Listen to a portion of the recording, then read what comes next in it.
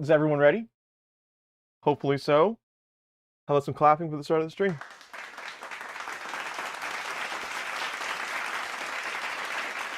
So, it's been a while. I don't have all of my windows where I need them. Of course I don't. Uh, what is this, like the third live stream of 2022? I definitely didn't set the record for a number of live streams this year, that's for sure. Wait, you're not ready. I'm a legend. Hey, Billy Joe, I try to be in every way. It's just really hard. So, how is everyone? It is Saturday. It's morning time for me. I have not had much coffee yet.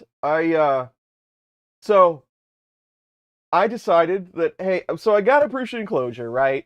And it looks like a pretty straightforward build, but I think it would be a great time to hang out with you all, put it together to see what it's all about. Well, of course, I decide this like earlier in the week, and I put the live stream up, and boom, done, right? Then last night, yesterday afternoon, around 4 o'clock or so, I thought to myself, hey, this is a Prusa Enclosure. There's probably some printed parts involved. Sure enough, there's a lot.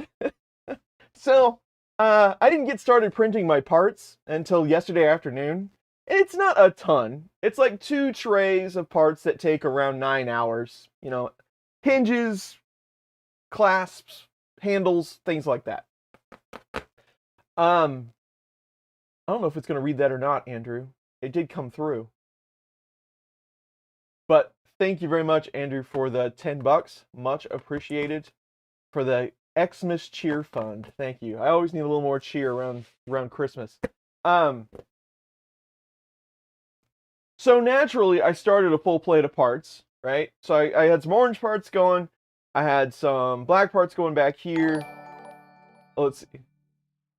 A little something There for we the go. Xmas cheer fund. Awesome. Hey, my mom's in the chat. Bonnie Royal is my mom. So hey, claps for my mom being here. I know that she's drinking coffee, so we're kind of like having coffee together. Anyway, Ryan said I thought they supplied the printed parts.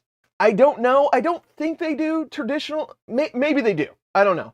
We're gonna find out. But anyway, I spent some time printing them. Of course, the first tray, something happened and I lost the first tray. So like 9 o'clock last night, I start the last tray. And then I get up at like 4 o'clock in the morning to make sure that they're okay. So I'd have somewhat of a window. And I started the last tray. So I got most of the parts, but the LCD, like there's the LCD holder and there's a filament guide that allows you to like put it on top of the Mark III, screw it down to a connector, and then kick it out the side of the enclosure. That is still printing. But nothing that will keep us from building it, but it's always an adventure when you try to do a live stream. So that's what we got. So that's what we're gonna do today. Hopefully everyone is doing well. How are you all? I don't know if I asked that already. We're gonna open the enclosure. Again, I think it's pretty straightforward. We'll see what's in the box. I hear there's some gummy bears. That will be fantastic. We'll get it built. I don't know. I really haven't decided which printer. I've got a couple of Mark IIIs. They're all doing work at the moment, but I've got one in printed solid enclosure already. I don't know if I'm going to put that one in here. I'm not exactly sure what I'm going to do, so I might not get a printer in there today. Maybe we'll just set one in to make sure everything's fitting. But, we'll just see how it goes. We'll have a good time. We'll hang out, have some chats.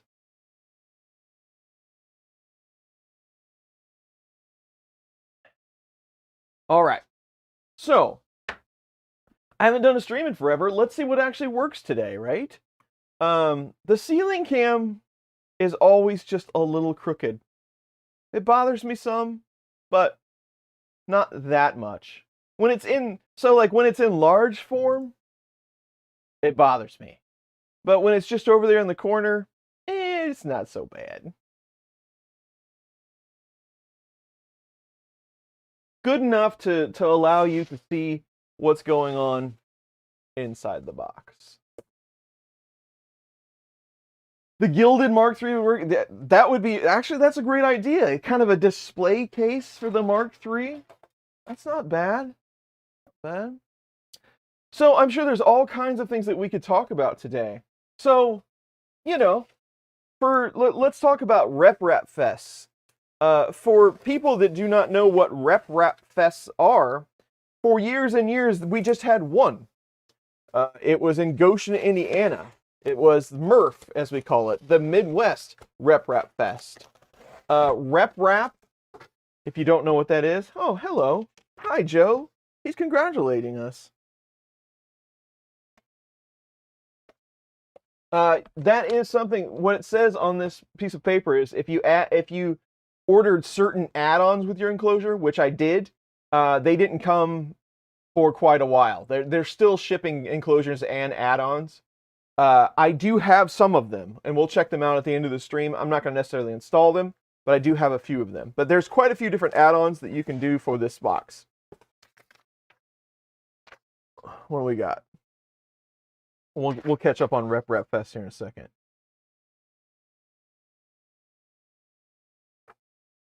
This is all your information to your user manual, your cheat sheet. These are actually really handy just to have around your shop, honestly.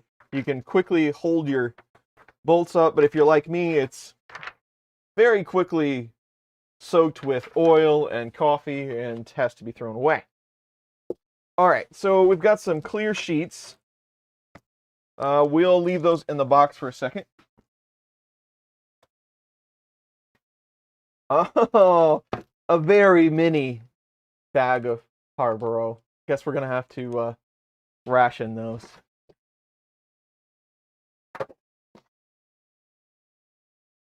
Printed solid enclosure, awesome. Yes, I have the printed solid enclosure is very good. I use it all the time.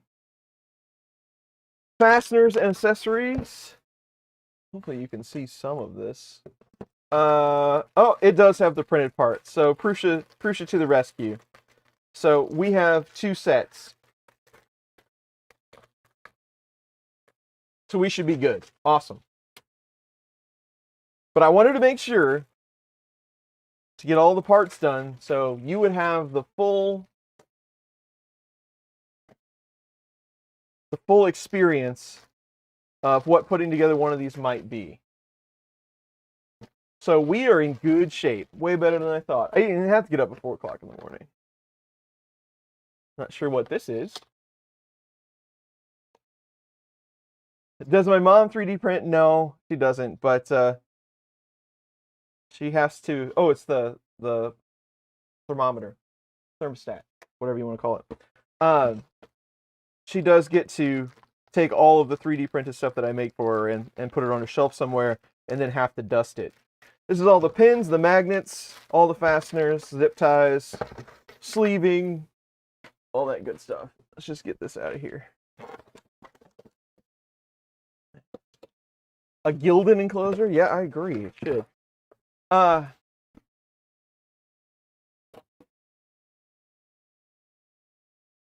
So Rip Rap Fest, right? So for years and years, Rep Rap Fest. So Rep Rap is help me now. Self-replicating. It basically, they were trying to state self-replicating rapid prototyping, right? And that doesn't necessarily mean a 3D printer, but that's kind of where we've gone with it. So Rep Rap is, we refer to that as a machine that can reproduce itself in some fashion. And so you have what is called a Rep Rap Fest. I'm just going to pull all these parts out of the box here, and we'll lay them out and see what we got. The first, or the one that I know about, the first one was MRF, and that is in Goshen, Indiana. Well, it's just a bunch of folks that get together, bring their 3D printed projects and printers, and hang out. It's a good time. For a long time, it was in, like a barn, and now it's in even a larger barn. out in the middle of nowhere, Indiana. And it's always fun. Well, after that, we have the East Coast Rep Fest. That is in Bel Air, Maryland. Yeah, Bel Air, Maryland. Yep. And it's a lot of the same thing. A lot nicer venue. Nothing against Murph whatsoever. It does cost quite a bit more to be a presenter there or be a sponsor there, but you know, it's at a college campus, it's in an arena. So those were so Murph for years and years and years, and then like 7 or 8 years later, we started going to IRF as well. So we had 2. Well, now we have 2 announcements for 2023. The first one coming up being the Rocky Mountain Rep Fest. That will be in the Denver area. I believe is in Loveland, Colorado. That's about a 9-hour drive for me. I'm right in the middle in Kansas City. So we'll probably drive out for that. In fact, I know we will if everything works as planned. We're going to be a sponsor there. So if you're on the West Coast, it's easier for you to get to Denver. I'll see you there. It is the last weekend in April 2023. And then what they're calling Smurf, the Sanjay Mortimer Rep Fest is going to be in England at the end of 2023 in December. I want to say, I don't remember the exact dates for that. I want to say it's like the first weekend in December. But, you know, international travel time on that one. I've never been to Europe. So that should be an interesting experience. So you have a possibility of going to 4 different Rep Fests in 2023. That's pretty exciting. So we'll see how that turns out. I'm looking forward to seeing as many people as possible. I'm hoping that we can do like I hope that I make it to all 4, first of all. That's a lot of traveling for me. I don't do a ton of it. I really don't enjoy it, but I like being there. I just don't like the traveling part. I hope that I get to do like a lot of 4 times selfies. You know, like throughout at the end of this time next year, I have all of these, you know, 4 plates of the same person at all 4 Rep Fests. That would be amazing. I don't know how many people are going to be able to make it to the one in England, but it would be pretty sweet if we could do all of that. So there's that. That's the news about festivals coming up for next year. Pretty excited about that. So there's everything. Paul the Texan is here. What is up? Chris got one of these enclosures. He's waiting for this. Awesome. Awesome. The RRF history professor. I should change my thing on Twitter. I think it still says president and CEO or something like that.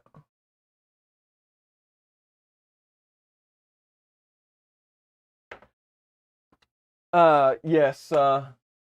I'm glad to see they did something in Sanjay's name. Of course, Sanjay was, we'll miss Sanjay forever. He was a big part of our community. As always, Prusa has great instructions on how to build everything that they put out. They show you how to disassemble your printer and all that good stuff. What should we do? I usually like to do this over here instead while we're building.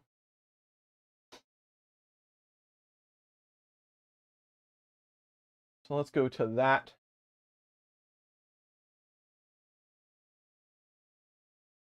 It looks like they have 2.5 millimeter hex wrench is the only hex wrench you need. That's cool.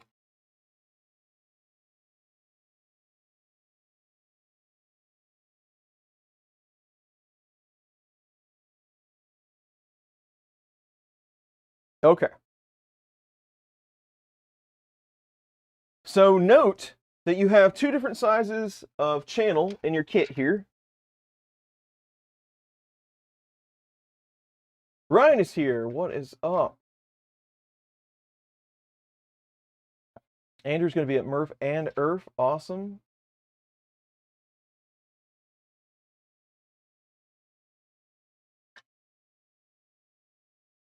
Yes, that was really cool. That giant Sanjay bust. That was really neat. I didn't even get close to it, so I didn't have a chance of breaking it. It's great. So you have short pieces and long pieces. Should have 4 of each.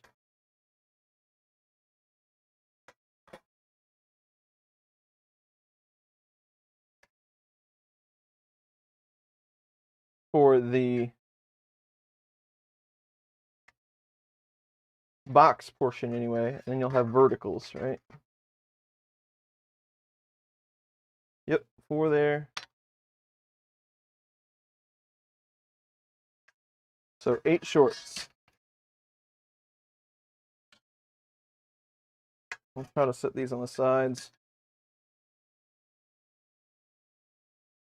so I can keep track of them. Okay.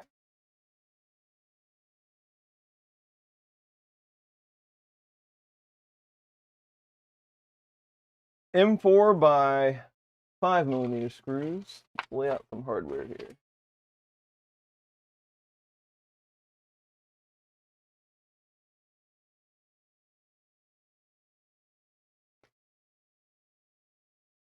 Is the online one posted?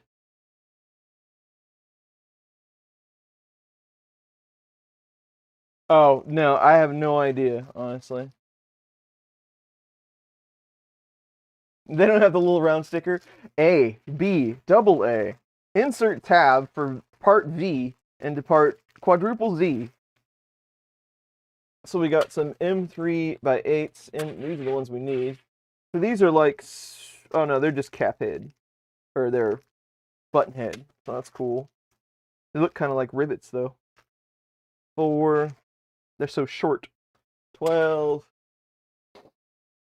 And then M3 hex nuts and some square nuts. You can't have a Prusa kit without some square nuts.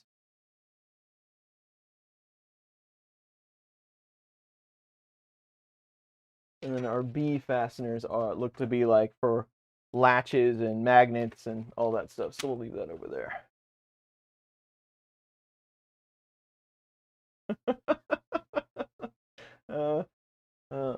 Mom likes the gifts, but has no idea what I'm talking about. That's kind of the story of my life. He's adorable, but we have no idea what he's saying. No, now I'm not so adorable. I used to be. All right.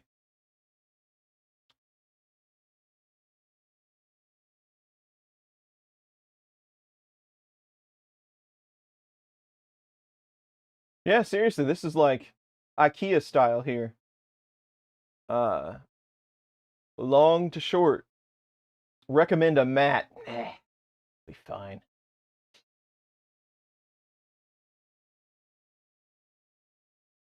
Pay attention to the correct position of the logo according to the picture.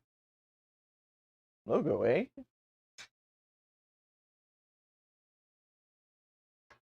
So they're saying,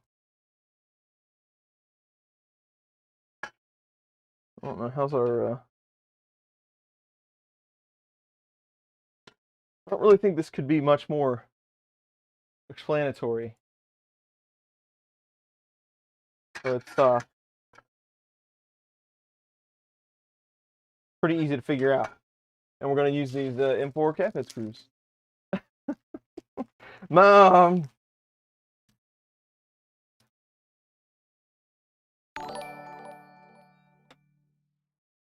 And they do give you a wrench. Thank you very much, Mom, for the $4. I think you've done enough at this point. Feeding me and that I probably still owe you $250,000 on that deal.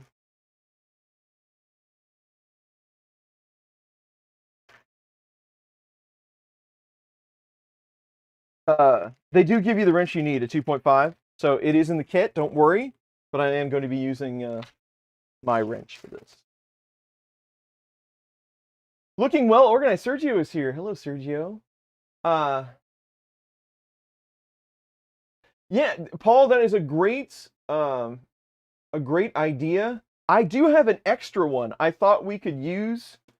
I was going to use it for a bear build that I never did. I have an extra one somewhere. I thought we could just straight up switch it out if we had parts that we wanted to install. Yes, I do. Awesome. I didn't know if I already used that. That's a great idea. I do have one of those, so we'll make that happen. Sergio says the basement's looking good. Thank you. Just the parts you can see. Actually, it's not too bad right now. I could really stand to sweep it out and vacuum. The mats are getting a little crunchy. When I did 2 of those candy claw machines, I did 2 of them, and I drilled all the acrylic down here, which probably wasn't the best idea, but so there's a lot of acrylic flake. So I should probably clean that up. Tripod Garage is here. What is up? So now we start to assemble.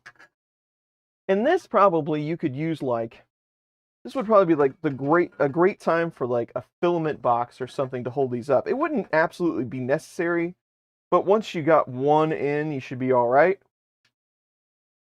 But maybe you'd want to prop this up. I don't know. We'll just be as tricky as we can be. Old curmudgeon, I didn't see you. Hello?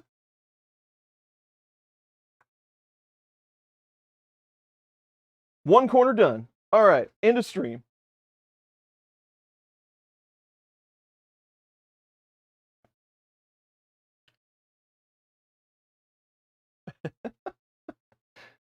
The new stickers and emojis and things are always interesting.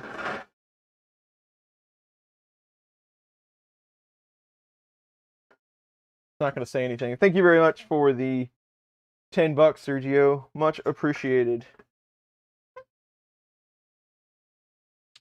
But the good thing about I'm hoping that we make it to Smurf in Oxford, I believe is where they're having it.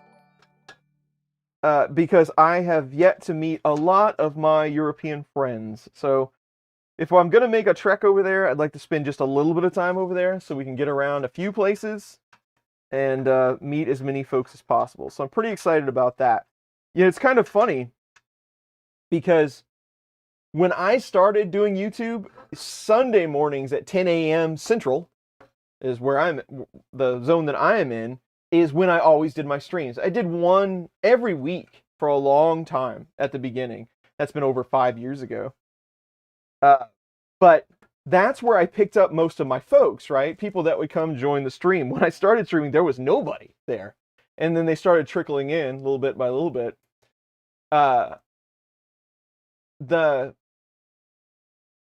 The folks that would join that stream in that time slot were mostly European folks because that, you know, that just made sense for their time zone. So that's kind of where I started. Honestly, most of my folks were not in the US. They were in that, you know, 0 + 1-ish time slot. So that's kind of cool that a lot of the folks that I should be able to go see in Europe are some of the original folks. So, very cool.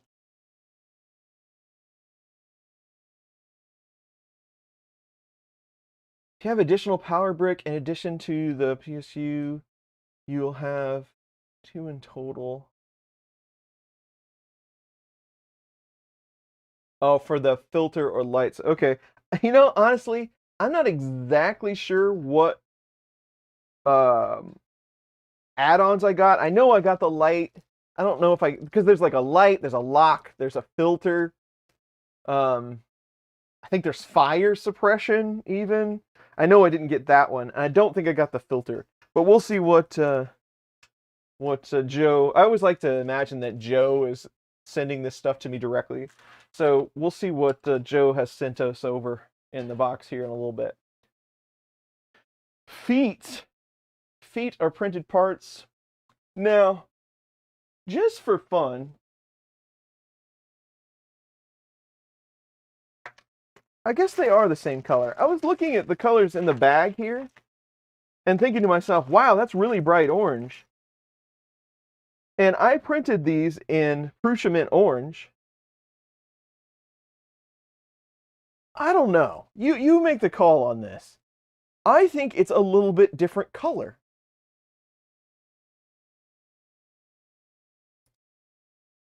So my part was printed a touch slower. So my part is on the left. My part's this part. Or I guess it's on whichever, it's on my left. It's really hard, the camera really washes that color out. I think it's a little different color. Maybe they use a little different grade in the Prusa farm. I don't know.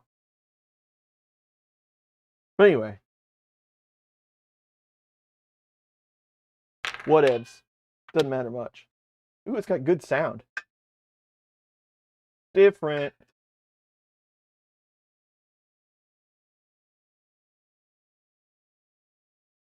Mine is more fresh. They probably use it. I imagine that they use it like on a, a 50-kilogram spool. It's like the size of this table.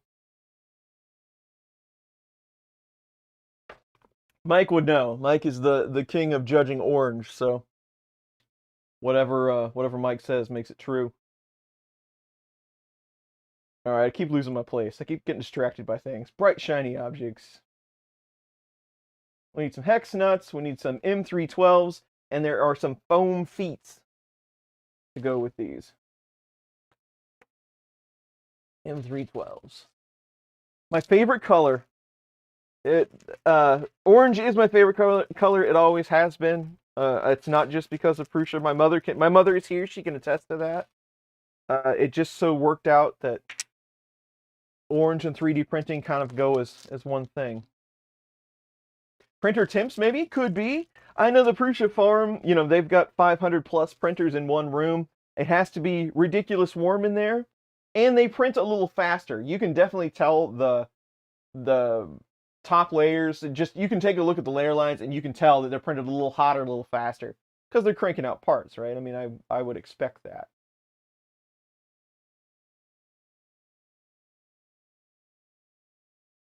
All right, so we're going to load all of our feet with hex nuts.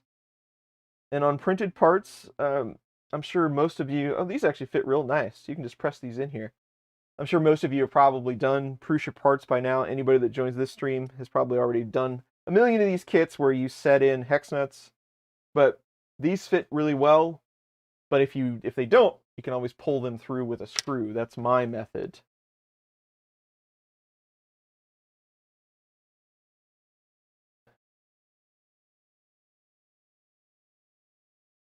What is the main reason I got this? You're in Australia, print temperature near perfect for printing. The biggest thing that I do with the enclosures is ASA. So large prints, I've kind of left ABS where it is. I don't really fool with ABS so much anymore. It is a more affordable than ASA, but I think ASA, if you get the right brand, it's a little easier to work with. So mostly this enclosure would be for things like ASA. If you do larger parts, larger prints, it really does help to keep the heat in. And we're not talking real hot. We're talking like, pretty warm. We're talking like 30°C, 35°C, somewhere in there. If you can keep it up around that temp, and plus just to block the drafts, ASA is much more tolerable. You can do a lot larger parts. Even with certain parts in PETG, if you want to print a large part that's pretty thin, you're not going to be able, in open air, depending on the part, you're not going to be able to keep it warm enough to keep it from splitting. You want it to cool at a relative rate, somewhat slowly. So the enclosure can really help there. So that's the main reason why I use the enclosures. Basically on this one, it looked like a really good design, and it has a lot of, it's got additional holes and mounts and things like that so that you can hack it. You can make it whatever you want. You can make parts for it. I do really enjoy designing parts for functional things like this, so I had to at least give the enclosure a try. But yeah, mostly just ASA. Even like, I don't print a ton of PC polycarb, but if I do, it's mostly smaller functional prints, so I don't have, the enclosure probably doesn't help as much, where ASA, I would be more comfortable printing larger parts with it. So the enclosure would be a huge benefit. All right. Now we're going to slide the feet underneath the corners. and bolt them through with our M3x12. And these are kind of butterfly shaped. Like so. I can't see the camera in the directions at the same time. Like that. So this is facing towards the inside of the enclosure. And I'm not trying to tell you how to build it via this live stream, but we're here, so we might as well discuss it while we work on it, right? There are two that I really... Prusa Mint, and I'm not just saying that, but Prusa Mint has really good ASA. I like it. It prints really well. And the other one is Push Plastic. Push Plastic has a really nice ASA that I've had good luck with. ASA doesn't seem to be as consistent. I think it's getting better because you're starting to see it more and more. Where ABS was kind of like everyone made an ABS. I think now more and more people are starting to make ASA, so you're starting to see it just be a little more consistent around the house. So those are the two that I've had the best luck with so far.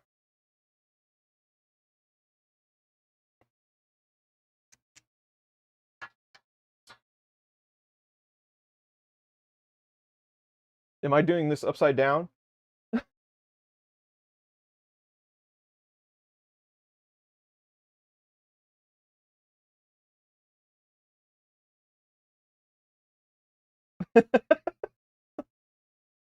See? That's why we live stream. The picture is an optical illusion.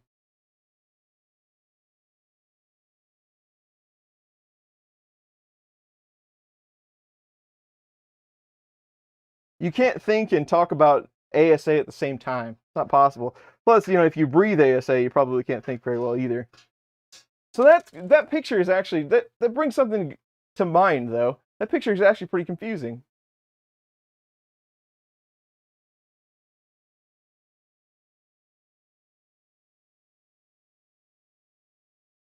Yeah, because you really can't tell. That's really hard to hear. In fact, let's just look at it. So when you put yours together,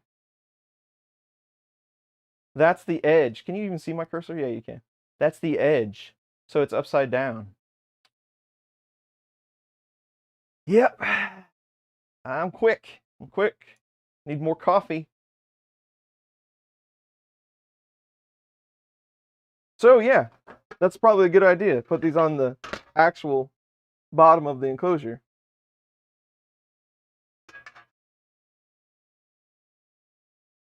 They kind of line up with the edge. If you flip them, can you actually put these on the other way?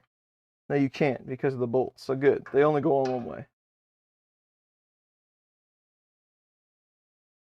So there you go. Ricky Tanner's here. What is up?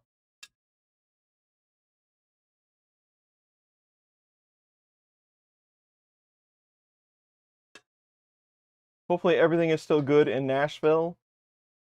Still doing your thing there.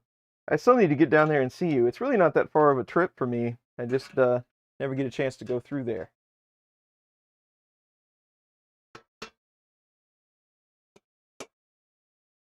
Yeah, good looking out. I'd have to redo a bunch of these.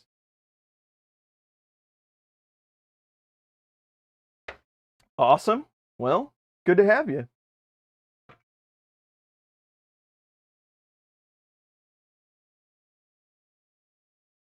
It's the slow time, yeah, I'll bet.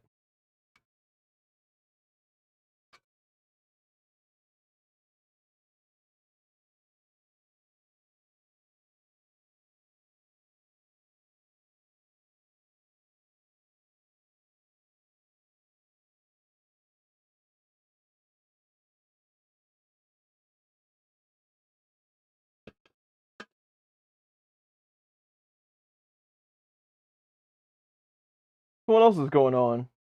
What is everyone printing before I start talking about benchies? Because oh boy, have I jumped into benchies as of late?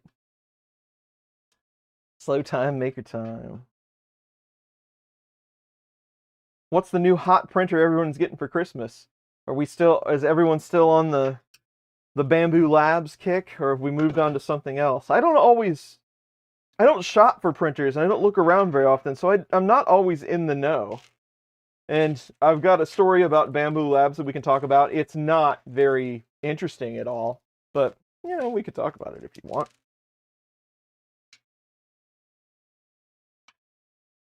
Anchor Make, nice. XL, yes, yes. What is our date on the XL? Vintage PC is here, by the way. What is our date on the XL? So I think in their newsletter, I heard that they were going to start like beta testing December. Does that mean like January we're going to start to see things ship? That'd be pretty cool. Another Voron 2.4. Nice, nice. I have a Voron Trident kit, and I guess those take some serious time to build. We're going to get to that, but it's not going to be for another couple of weeks. So it'll be first part of next year before we get to that one.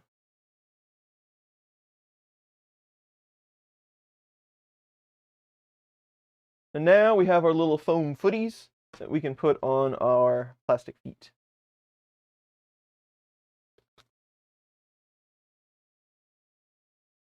Supply chain, as always, right?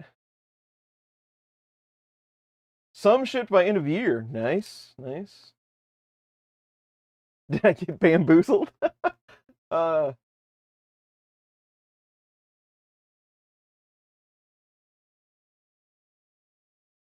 Creasy Phoenix, Corex Life. Oh, never heard of that one. Good luck, though. Hopefully it's like the next big thing. You never know.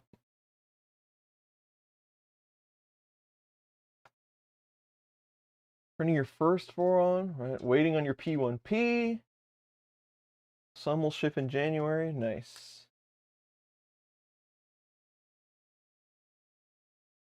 Perfect time to ask people to pay the rest of the large bill. Yeah. Save your Christmas money for XL money. What do we got up here?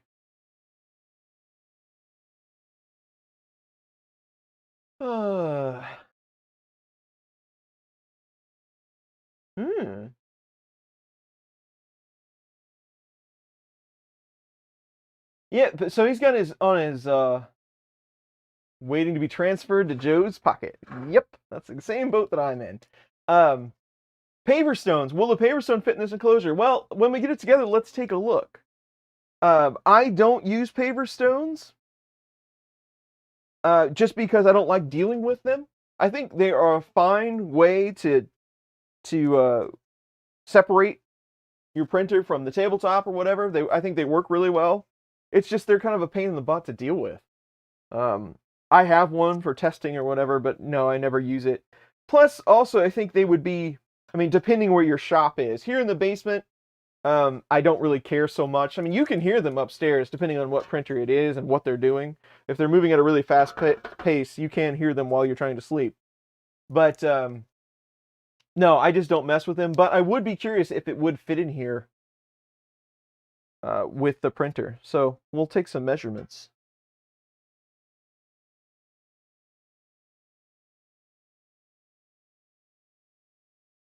A million wallets cried out in pain. That's the hard part, Ken. How many extruders do you want? And my first thought was like, you know, okay, I have an MMU, I have a palette, I've got the tool changer, but how many times do I actually use more than one tool? And the next question is, how many times do you use more than two? I really thought getting to buy an XL, I would start out with two, just because I don't really know. Because it would be nice to like start doing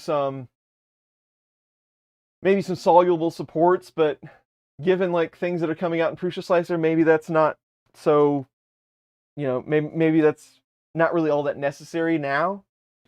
But I thought two would be a good number to start out with, and then you could always add more, right? But yeah, that's I had the same question. It's like, well, how many do you think I actually need? Because I think, what is the price? Like, if you get all five, isn't it like $3,500 or something? I think the starting price is $1,500, maybe. I don't remember. It's been a while since I looked at it. Concrete is surprisingly heavy.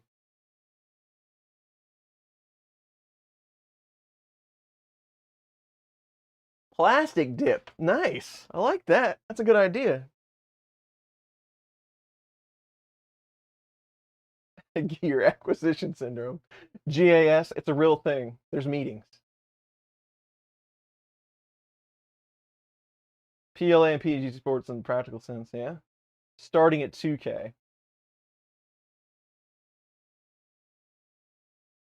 That's true. We can build one with 2 extruders, and then I can show you how to add extruders. Everything works. 3,500 for 5. Yeah. Well, there's another problem. Where are you going to put it? Fish 3DP. Good day. Okay. Now, so we've got our bottom frame assembled.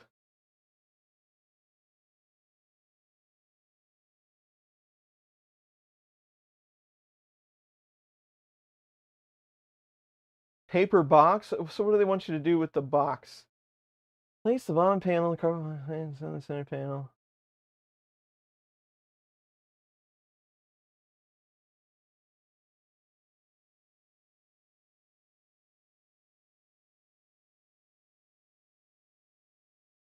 Gotcha. So what they want you to do, which one's our bottom panel? Are these panels the same?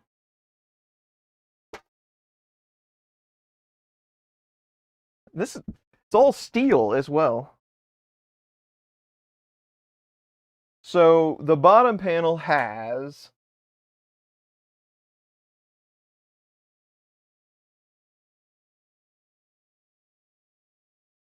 the giant V cut out of it. So this is the top panel.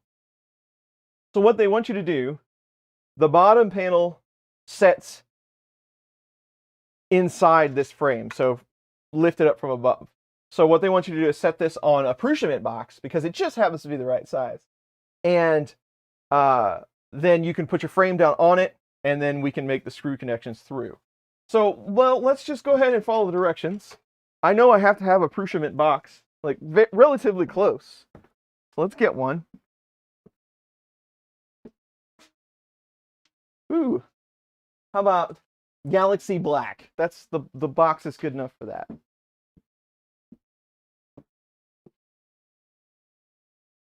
So here's our Prusa box. They should give you a free spool of Prusa just so you can use the box.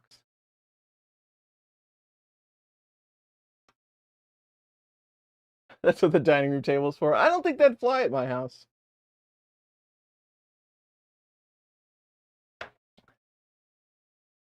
Tom Llama is here. What is up? Tom, I tried to, and I think it was you. Tool changer, reliable daily condition. I wouldn't say reliable. I still have to mess with it a bit once in a while, but I can just send a print to it most of the time, have it do a couple of different changes and things, and print out some stuff. I still need to get back to it. There's still a lot there that I really want to mess with. It's just I never have any time. Tom, last time we did a stream, I added this sound, but you said it was a little quiet. Is it any better now? Don't break, don't break, don't break. I don't know. It still sounds pretty quiet to me. Is it the same? It's about the same volume as some of our other sounds. Don't break, don't break, don't break. It's pretty good. It's pretty good. All right. Andy is here. What's up, Andy?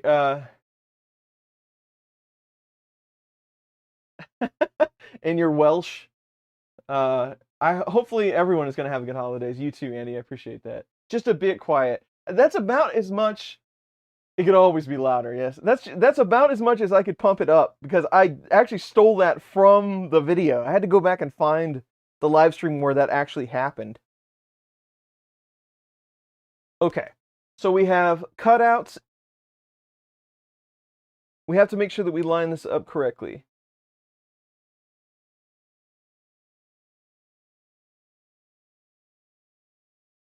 The V cutout is in the front and the L cutout is on the right. So let's take this, put it right here. V cutout in the front, L cutout on the right. The screw holes have threads poking out the bottom. So it's going to go like this.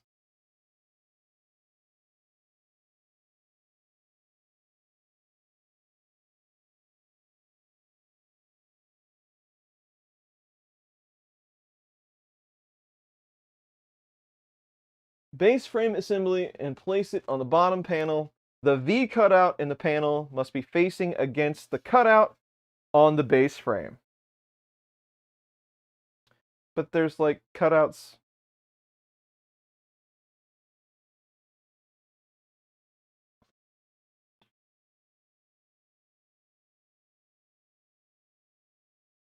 There's really only one way for this to go. Oh, I see, because it's longer on the edge.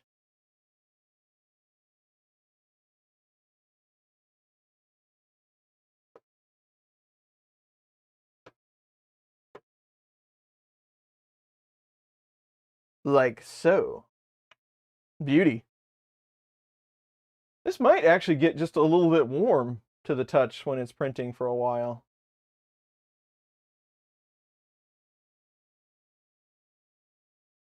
All kinds of Chris's. Totally usable. Excellent. Okay. And then these all go together with the M3x4s.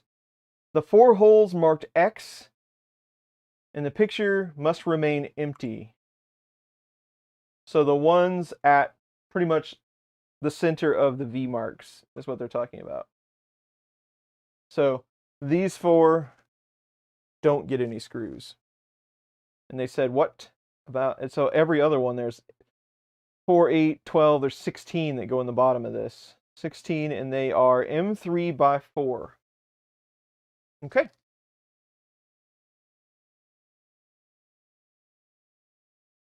People. Like a glove. Thanks for joining, Tom. It's always good to see you. I need to catch up with a lot of folks.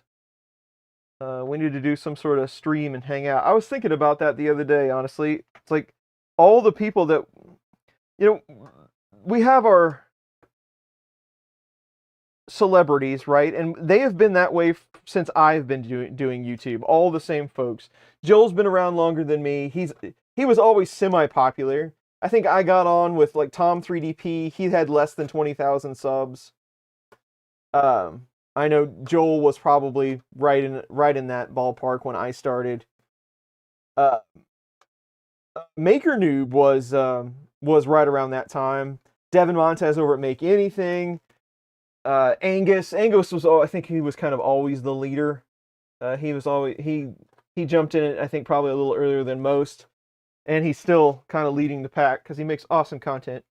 But I was thinking about it, what this looked like at the beginning, and all of us small timers that were just getting started, we just kind of hung out together. And I thought about it, I was like, well, we should do a stream. Where are all these folks right now? Some of them are still doing content. A lot of them are not. But we should try to put together a stream like with all of the originals from, because like when you start YouTube, you start kind of with folks. Like I started, there was a handful of people that were getting started at the same time, so we kind of came up together. And those ended up being some of my very best friends. That's how Fun in the Country Basement started, with Glenn and Walter. We were all trying to build at the same time, and that's just how it came out. But it'd be kind of cool to do a stream with a lot of those folks and just see what they're doing, what they're up to. I was thinking about that the other day.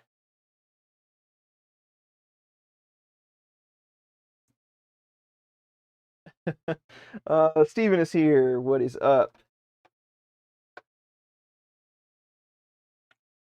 I'm going to put these in and I'll go through and tweak them. Thought that might be neat. Okay, so Bamboo Labs. Now, I don't know anything about Bamboo. As a company, a lot of people really dig. Colin Kincaid is here. Awesome. I haven't talked. Colin is my lifelong friend. He used to make content as well. I haven't seen him in a long time. I miss him.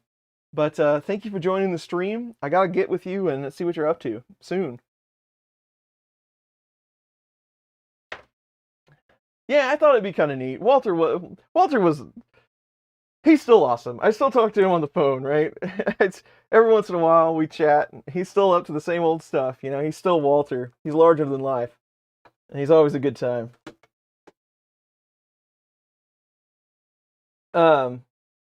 So Bamboo. So I don't know anything about Bamboo. I've never used one of their printers. I talked, Jim over the Edge of Tech. We talked at Murph.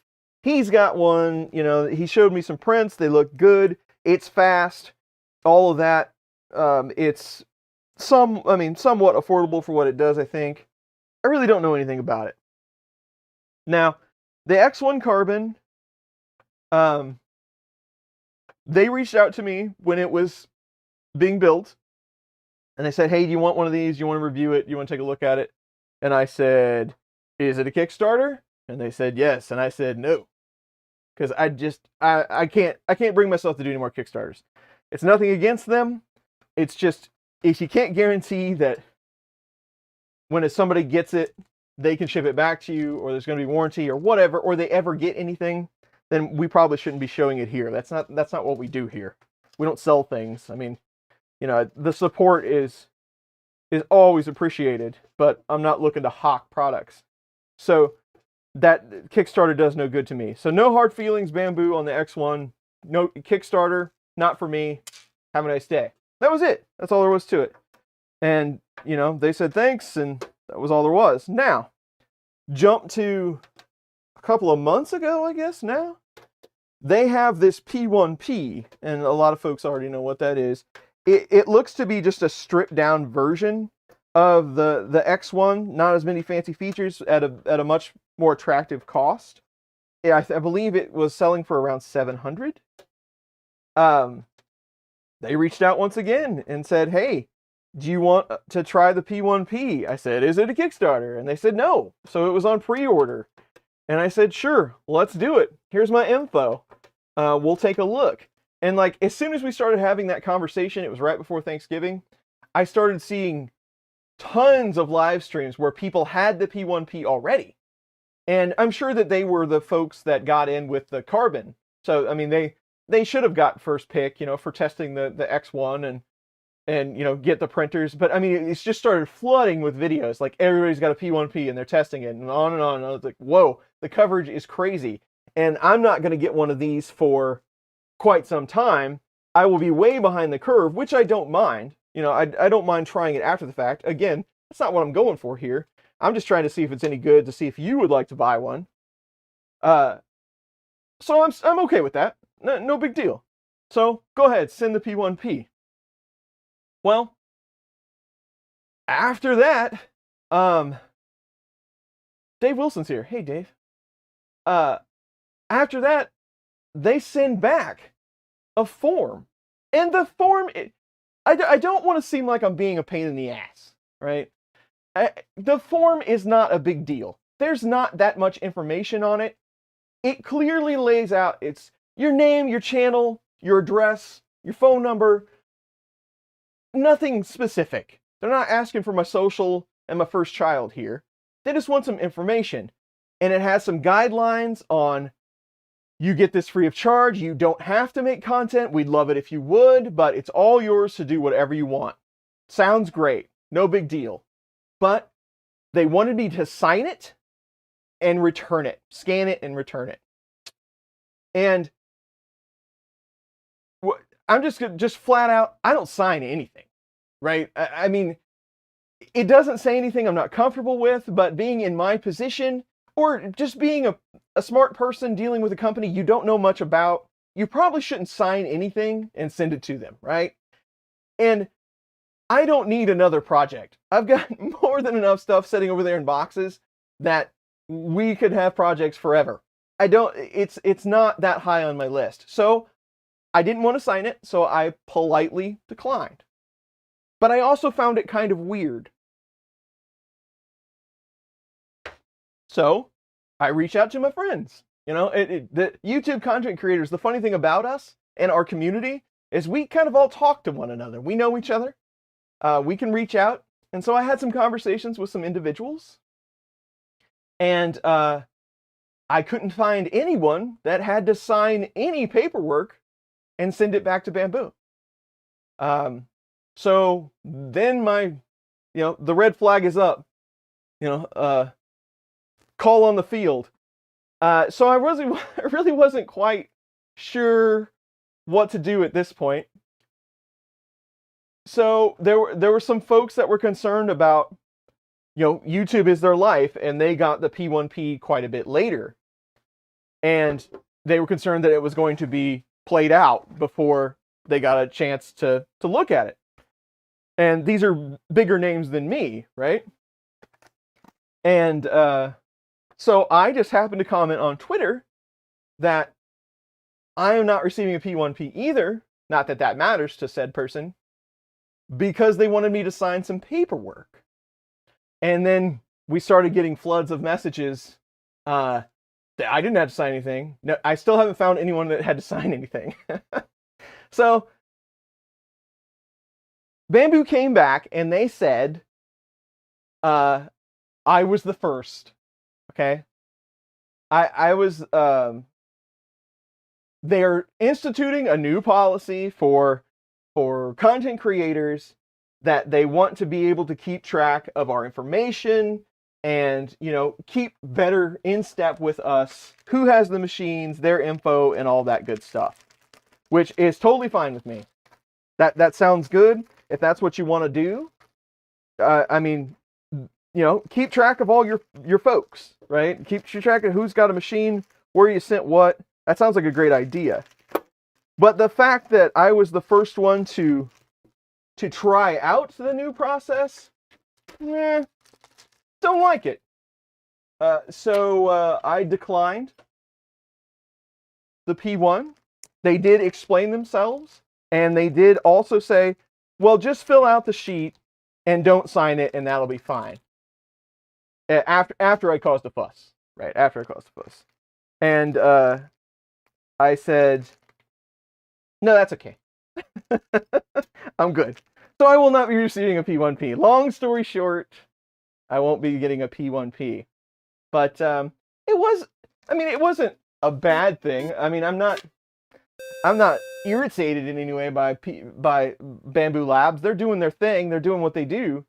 I just found it a little odd that it started in my court rather than someone else's. But you do what you do. Okay. Oh, sorry. We could do this one. There you go. You got 9 Bamboo Labs and 3 more on the way. Nice.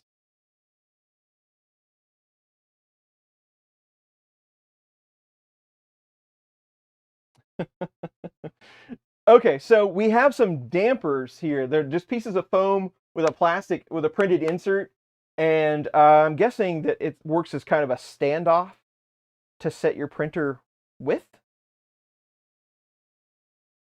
So they come in.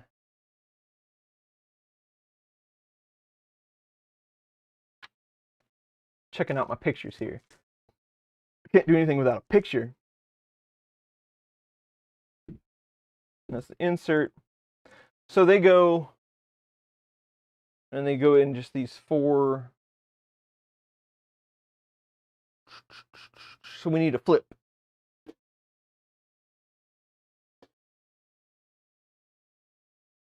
Yes, it is official from Prusa. Someone had to be first. That is correct. Very correct. And I'm do what you do.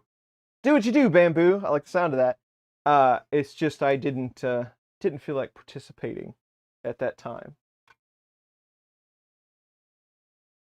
I want to keep it like with their pictures so that I can screw this up royally.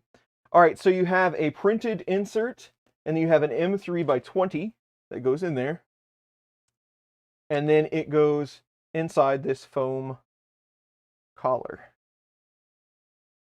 And then that screws into these center 4. There's 2 a little wider, 2 a little narrower here. So that's Bamboo, but nothing really interesting. Nothing earth-shattering, as we like to say.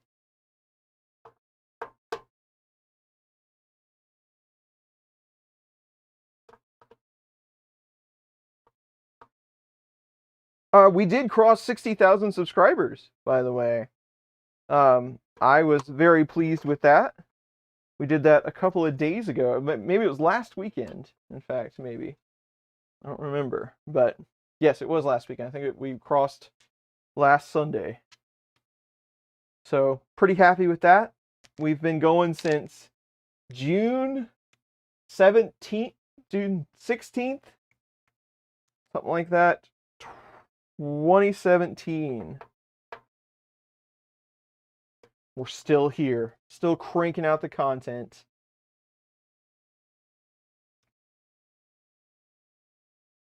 No permission slip, no field trip, no ticket.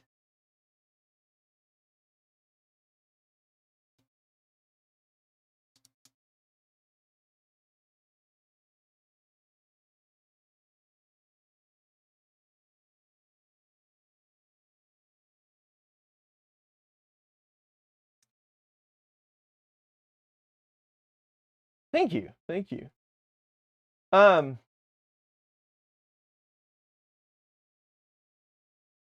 Cool now and disaster later.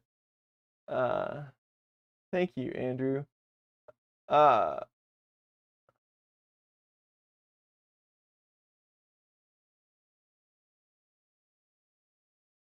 Would get in the way of your paper block? Probably would. We'll see. Somebody, how much is, so these, I believe the enclosures, somebody correct me if I'm wrong. I think there's a link in the description. I think I remember to do that. I believe they are $350, which enclosures are pretty expensive anyway. Would you need to print your parts in ABS instead of PETG to support the chamber temps? In a passive enclosure like this, if done correctly, you're not going to get that hot. PETG, you shouldn't, in an enclosure like this, without a heater, anything like that, I would not recommend printing over about 40, 45C tops. And quite frankly, with as much metal and everything this has on it that's going to act like a heat sink, I don't think you'll ever get there. Maybe in like super, super long, 120-degree bed temp prints, I mean, maybe you might be able to get over that, but I don't think so.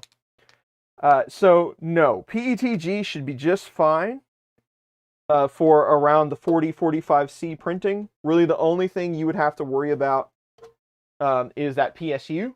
And the PSU, they've already taken care of that by enabling you to put it out the side. So you should be just fine with your PETG in the 40-ish range. I would expect you probably, on most prints, you'll never see 30, 35 on something like this. Okay, short profiles. We're going to put on the verticals.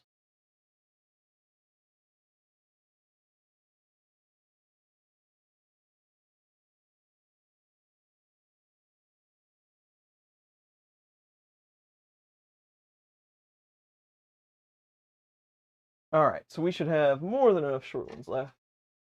We put our, so we have this kind of lined up where this is going to be the fronts. The Prusa logo should be on the top of your extrusion, and then that should make everything extrusion. Should be on top of your pillar here, and that should make everything fit with the tabs. One of A and one of B. And then you can use the, which ones? The really shorties? Yeah, the super short ones. The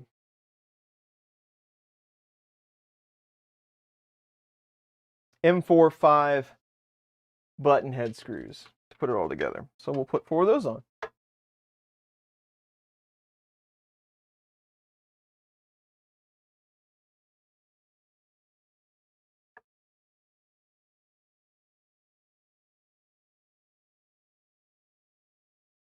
Yeah, I probably missed some questions.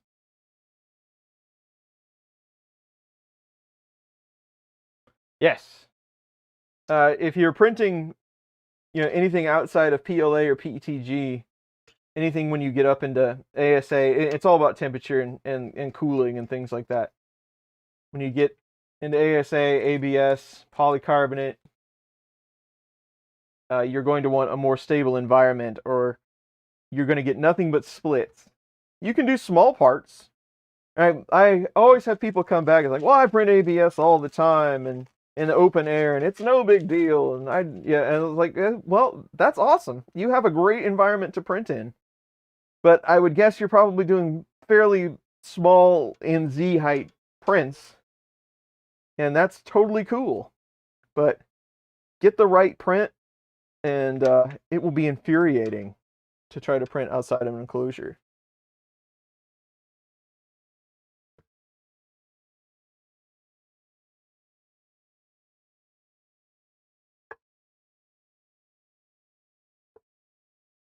There's something else we were going to chat about. What was it?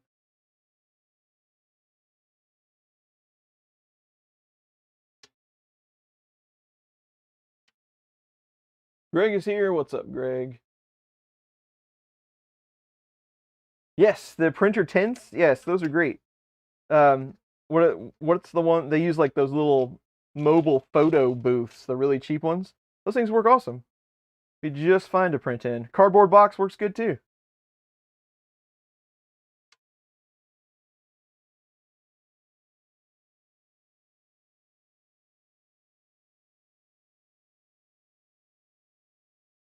Talking about Voron builds. That's one thing about. I mean, the Voron builds are fun, and the printers are fun to use, and you can go pretty fast. They're seriously built, right?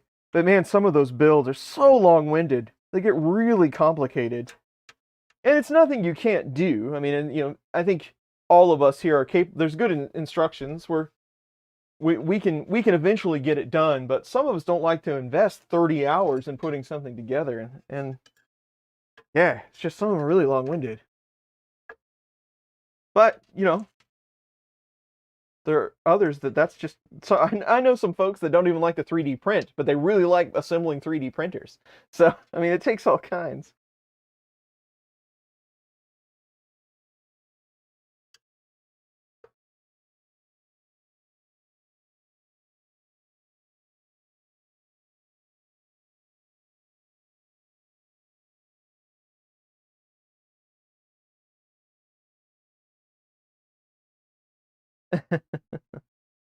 Gusner is here. What's up, Gusner? Thank you. I appreciate that. One more 0. That'd be nice, wouldn't it? Be nice.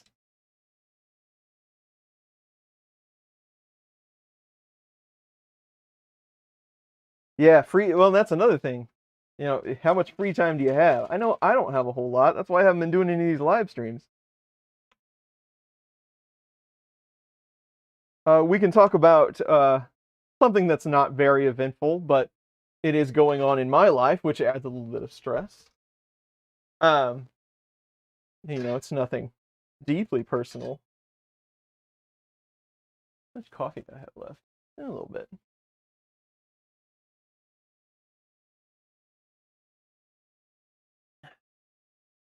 Comparable, I'd say so. So Jack Black has subscribed. All right. The Jack Black.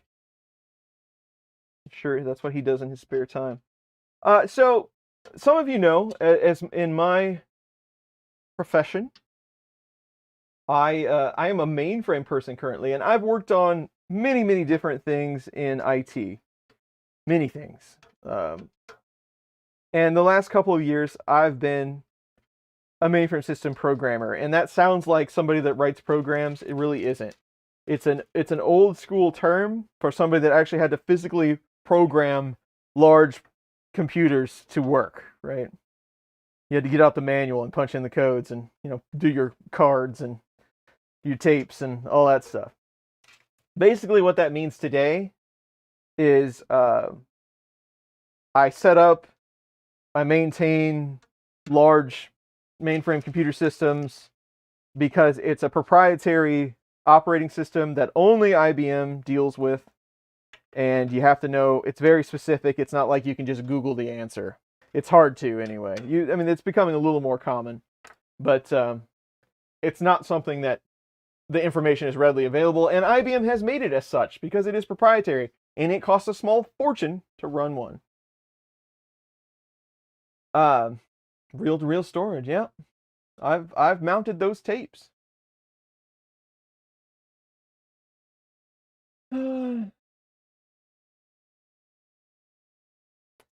We're trying to get rid of the I series. We actually took the I series and put it on AIX, and now we're trying to get rid of AIX. Yeah. So in this day and age, the mainframe is pretty. You want to make sure you have your Prusa at the top, by the way. That's the only way it's going to fit, but make sure it is up there. And now we're going to put the long pieces around the top to finish the frame up.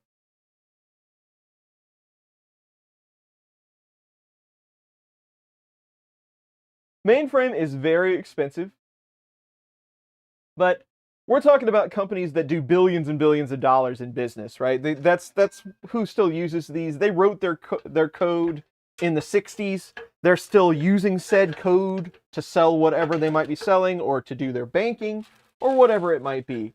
But as everybody's heard, everything's going to the cloud, right? Cloud is pay by the drink, as I like to call it. You can ramp up, ramp down. It's a lot more versatile than having this large piece of machinery sitting on your floor that costs millions of dollars. And oh, by the way, since mainframe is getting pretty scarce, like the skill sets are not there anymore. You can't just hire mainframe people easily.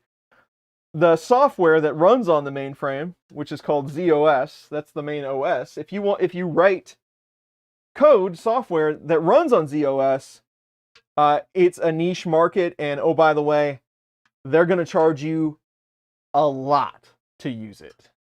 And it's based on different things. Some of it's consumption, some of it's just whatever they feel like.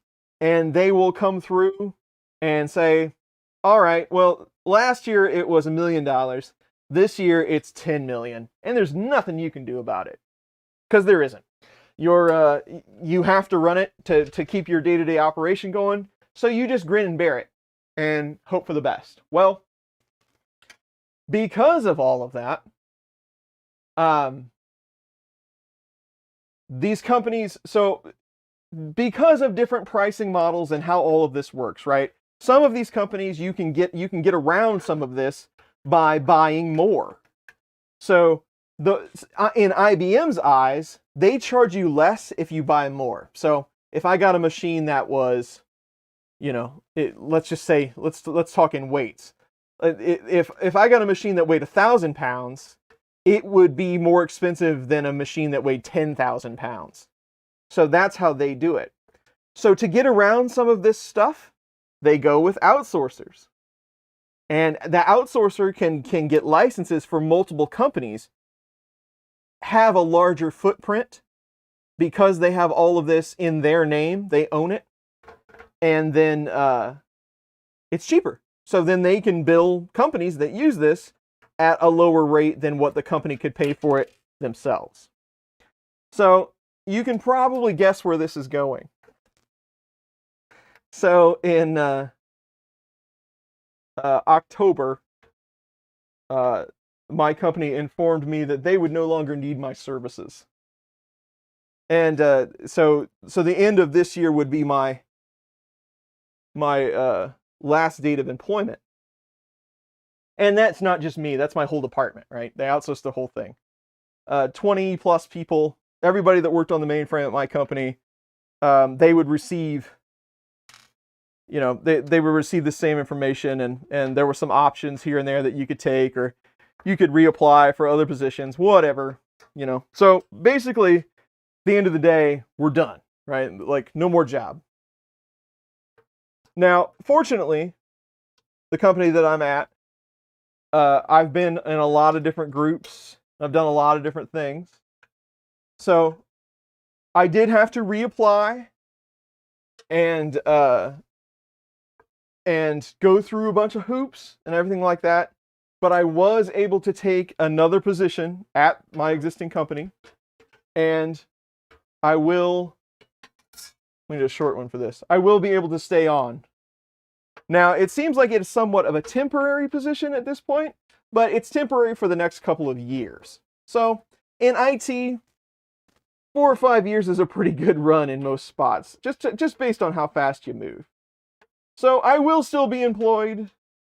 I'm not exactly sure what we're going to be doing, but yeah, you know, that always adds a little stress to your holiday season. But it is what it is, you know? I mean, if you look at it financially, it sucks. There's no way around it. But it's never comforting to hear that that you're not going to be needed. That always kind of stinks. But there's my story. So that's all I know as of right now. We'll see. It really doesn't start the new positions and everybody leaving. Doesn't really start till next year. So I'm sure the first week of next year is going to be a whole lot of fun. So we'll see what happens. We need mainframe people. That's the worst part. Is there's none of them left.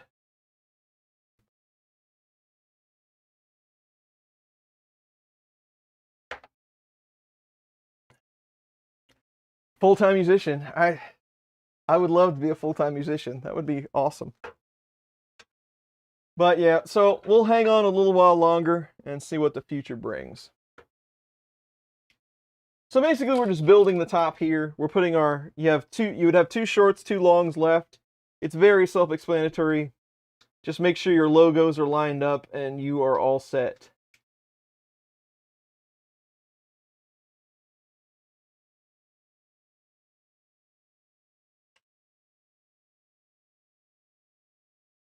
Yeah, DST. DST is a large outsourcing company here in Kansas City. I've been approached by them a couple of times. You know, hey, you want to do this or that? None of the jobs that we've talked about as far as DST were something I was really interested in. But I could probably find another job. I don't think that would be an issue. It's just, is it the job that you really want? And again, we've already talked about this once on this stream. I don't care to travel. And a lot of the jobs that I were to take require quite a bit of travel. So, you know.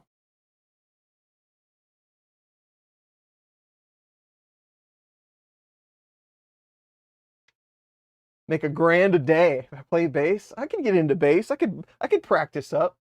Full-time YouTube. Unfortunately, YouTube doesn't pay enough. I'd have to get into sponsors and things like that. There you go. Pour concrete for it. It is really tough to outsource concrete. I have no idea. Downsized in 2011? Yeah.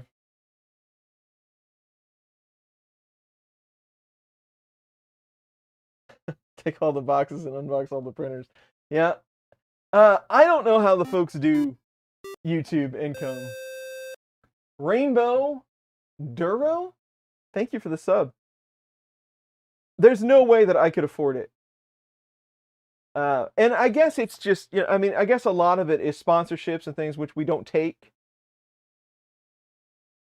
But in the United States, I mean, paying for healthcare, and if I don't have any kids, but you know, if I were to have to pay for that for me and my wife, there's no way I could make enough profit to keep us afloat. I don't know how folks do it, honestly.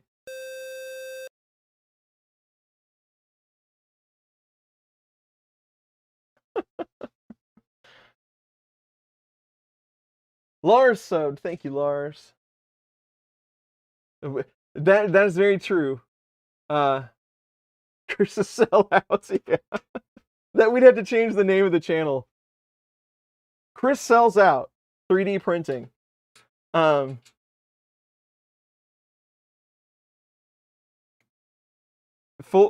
Mike said it though. Full-time YouTube would require me to sign stuff. A manager and a cameraman to follow me around. They'd have to. Well, I mean, if I didn't have a daytime job, I could probably get into some really interesting things, I guess. So maybe that's true. And a lawyer to keep me out of trouble. Print farm, get my overalls. You know, I've kicked it around. I've kicked it around. He says move to Sweden. Um, I thought about like just okay, I'm gonna quit my job, and I'm going to strong arm someone over at Prusa. I'm gonna blackmail them with pictures somehow to giving me a job, and I'll just live in Prague because it's a lot different over there. So I'll just move there and I'll work for Prusa. I'll work at the factory, and I'll be home. I'll officially be home. But I don't know how that's all going to work out.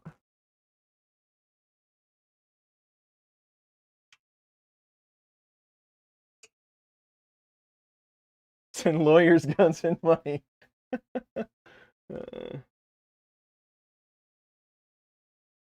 Shane could set that up.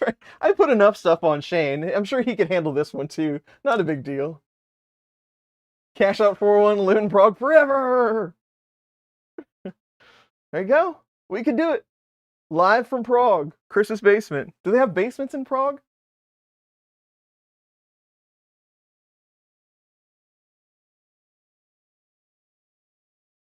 Okay, so the bottom panel, it's got little hooks on it.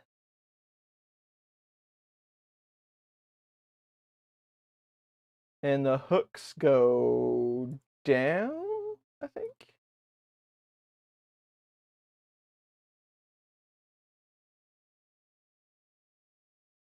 Yep, they must face down. Top handle is not symmetrical.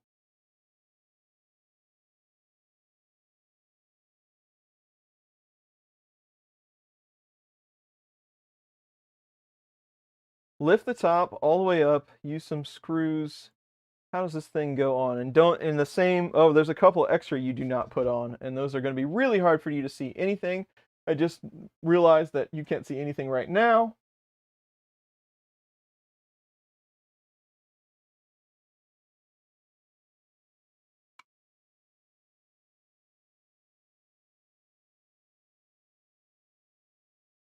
What's this thing look like anyway? So there's little spots that actually kick out into the enclosure. So those go down.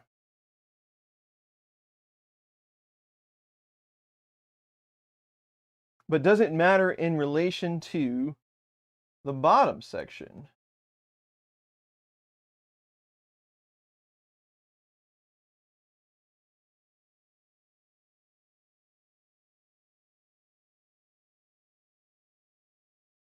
So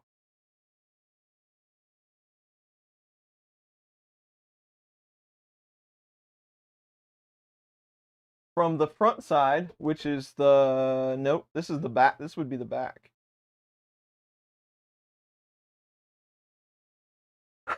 Let me find a good all over picture here.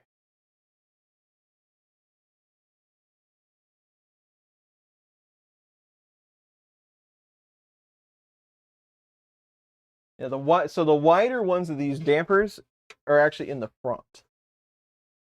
Like that.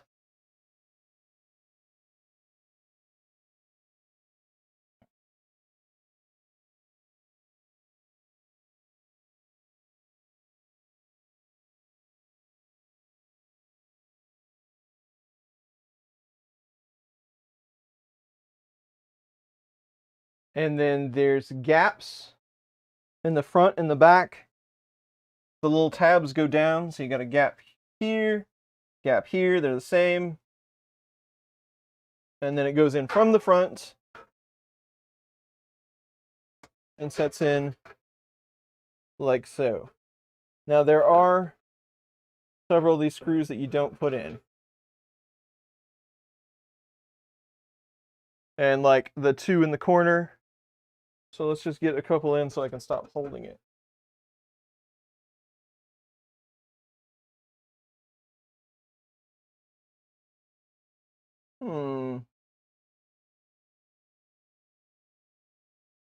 Let's see here.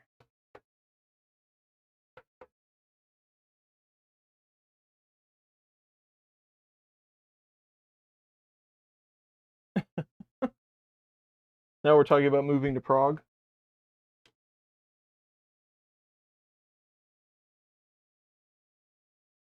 Okay. That's right. Those are for the panels, those are the M3x4s. These little guys here. 30% tax.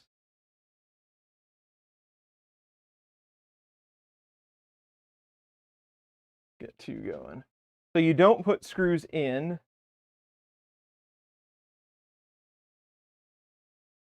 The ones directly across from each other in the centers. And then the 2 next to the corner sections. You don't put screws in any of those. The rest of them they get screws. The rest of them are screwed. Do a handful here so that I can put it on and then set it down. What is that? Is that a crying spider? I'm not even sure what that emoji is. Oh, it's somebody wiping a tear. That's a hand.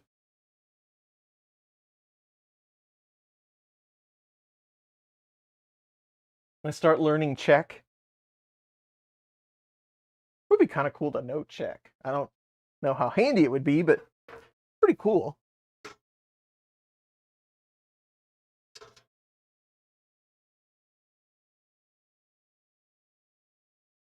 All right.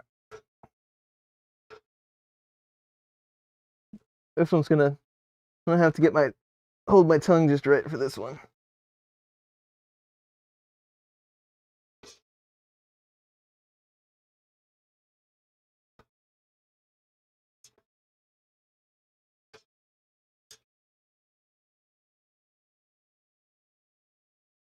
Oh, this is when your magnetic hex driver fails you.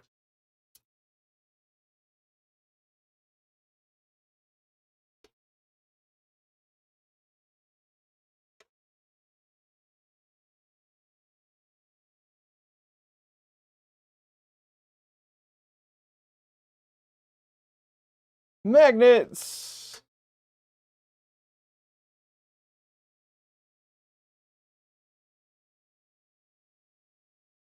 No moving that far away. All right. Mom says no. Can't go to Prague. I have to take Mom with me.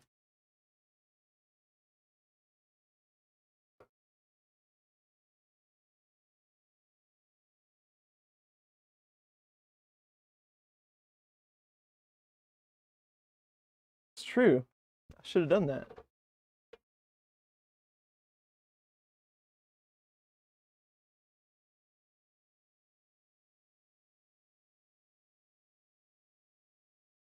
Nice.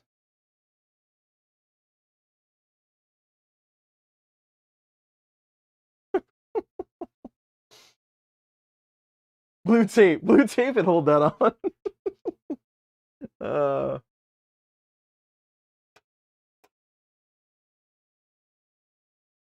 It's looking good so far. What do we need? Do we need some coffee? Do we need some gold bears? How long are we working on this thing? Oh man, longer than I thought.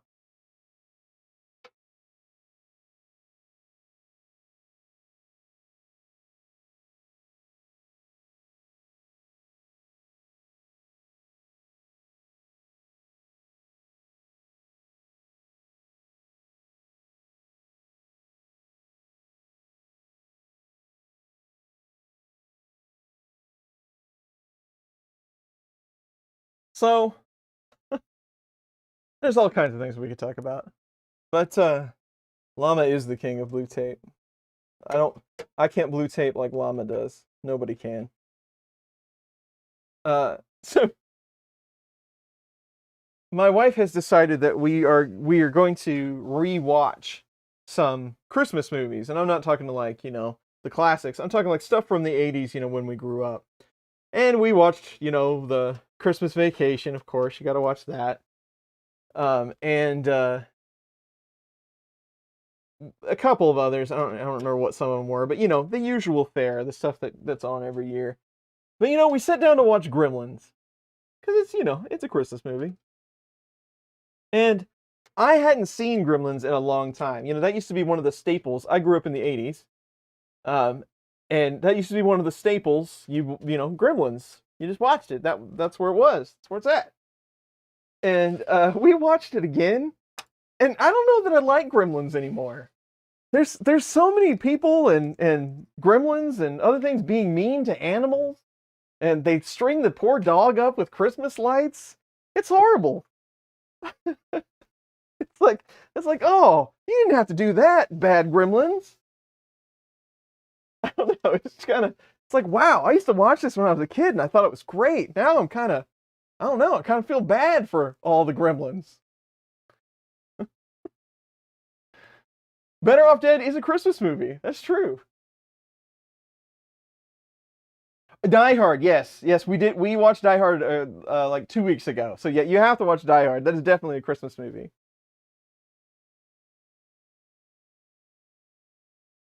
All right, what do you say? Quick coffee break, and then we'll finish this thing up. I say that's a good idea. Hey, you know what? I had an ad for things like coffee break and stuff, but I never got to test it. Do I have it right here?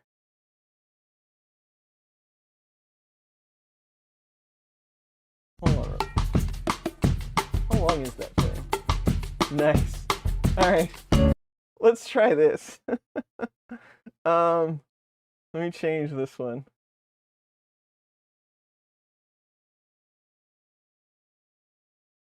How do you do media source? Not window capture. Media source? Can you do video with this?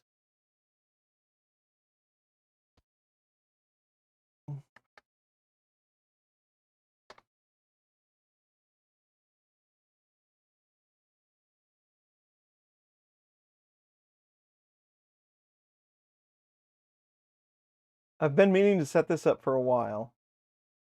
I did this just for Tom, and I think it's okay. Maybe there was something wrong with it. I don't know. We're gonna try it anyway.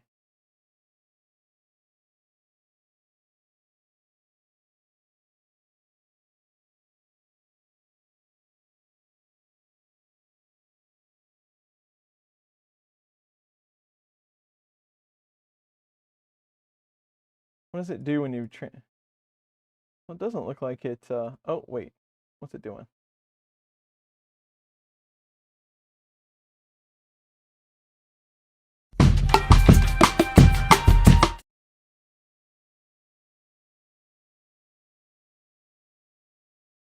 Huh. It won't capture it.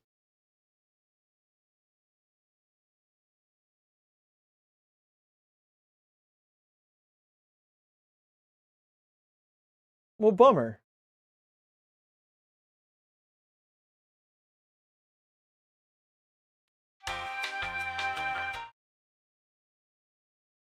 It won't show it. I'll have to work on that.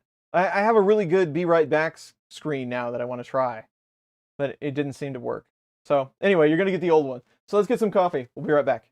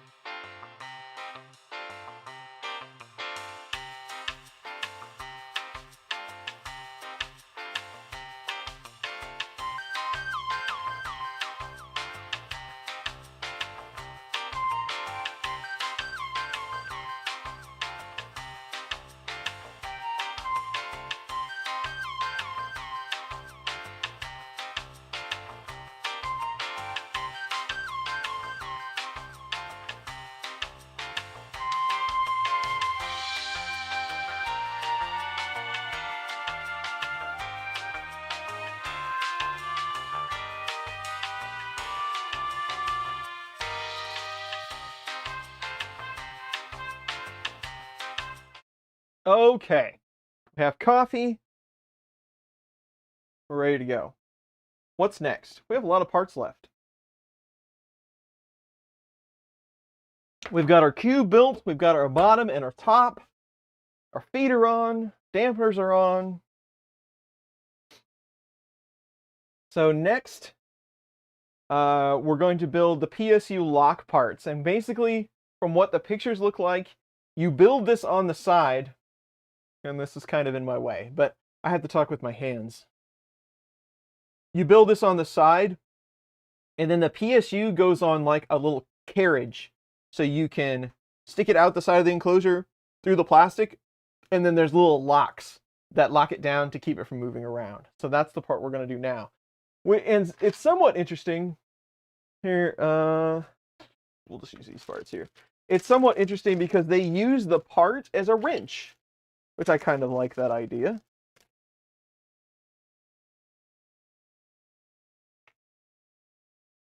So we're into our PSU bag. But this, the lock part, the handle part, that little indent there is a little wrench for the little plastic lock that keeps it on there. Just fits in there. Boop. Ingenious. What options did I get? Alan, I'm not exactly sure. We're going to take a look. I have a box of stuff. I don't remember. I ordered a handful of different things that I thought would look cool. I just hit the button and went. So I know I got the light kit, and I don't remember if I got the lock or not. I got the light kit. Something else. I don't remember. We'll look. Okay, so this goes on with M3x8s. So if you're not able to hang out for the end of the stream, come back after it's done and check out to see what we got. All right, so we need to be... it looks like you could do...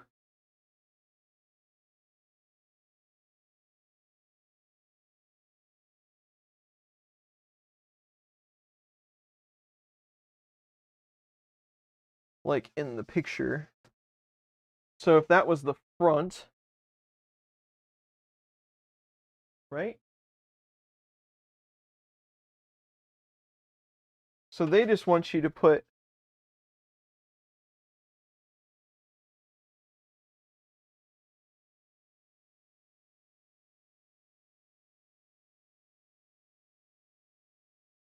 this is one of those builds that you could probably just put it together if you had a picture of the whole thing assembled.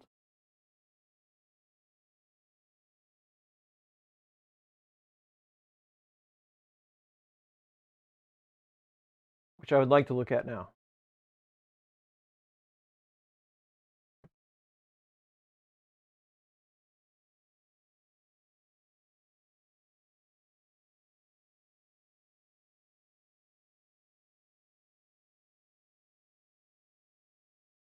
I would think you would want your...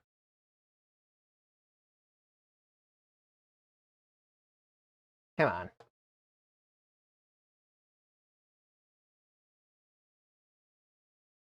I'm just trying to get a lay of the land as far as the best way to lay one of these out.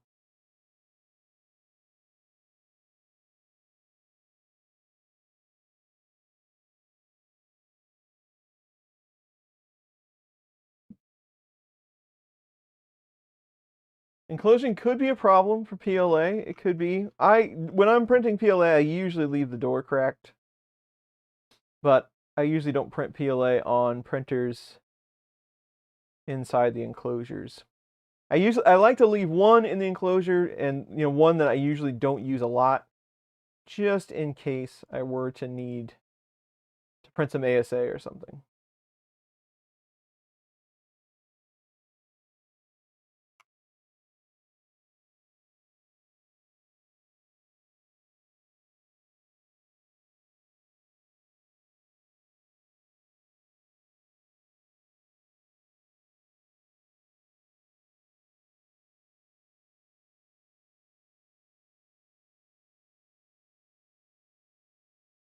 What I'm getting at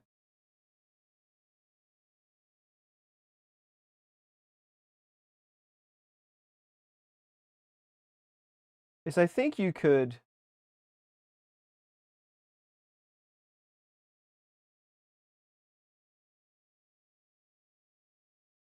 put this on the left or right side. Or you could mess it up and put it on the wrong side fairly easily.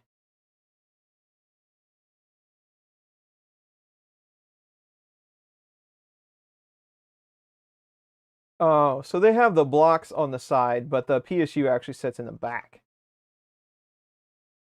I gotcha. That's what I needed to know. All right, now we're on board.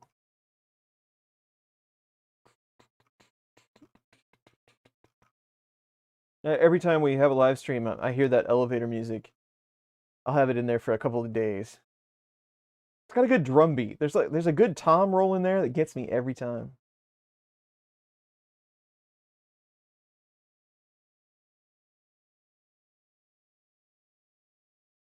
Okay.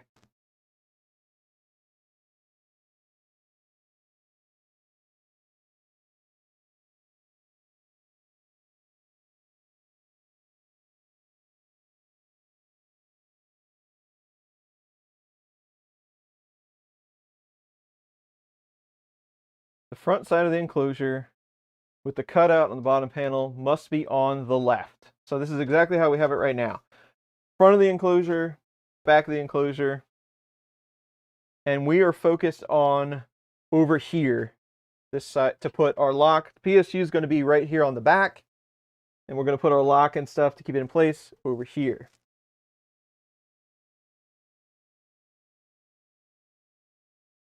And that is with M3x8s.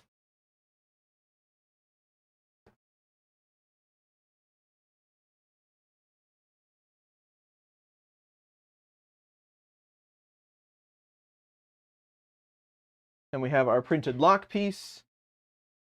And we put it through the side of the enclosure, and we screw one right here, right in the back. Oh, thank you, Gusner. Yes, if you would like to follow along, there's the instructions. We're on step 27.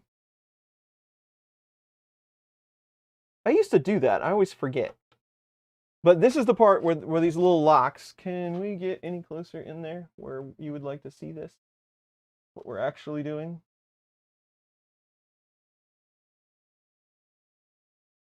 That guy right there. And that's the one where you can use your actual handle here as your tool. It's just pretty neat. Wait, is that an 8? Seems very long for an 8.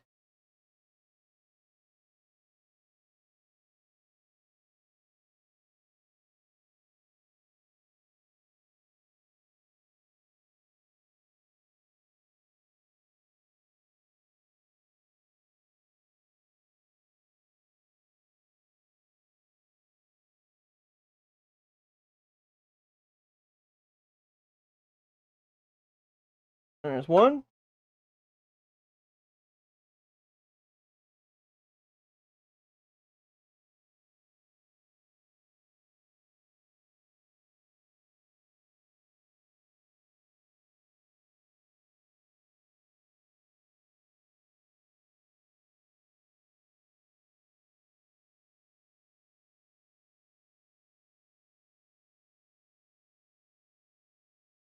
Third picture on step 15.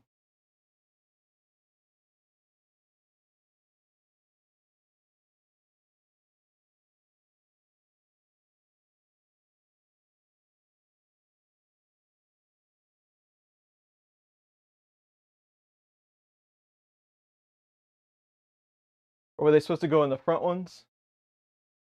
So there's one.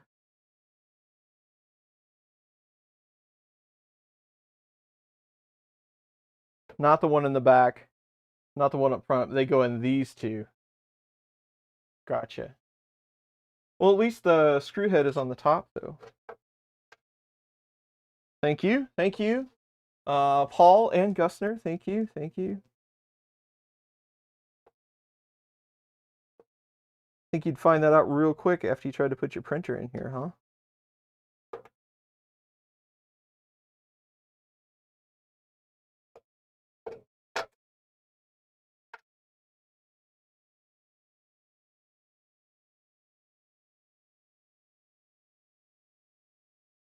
There we go. Now we'll continue to work on our block here.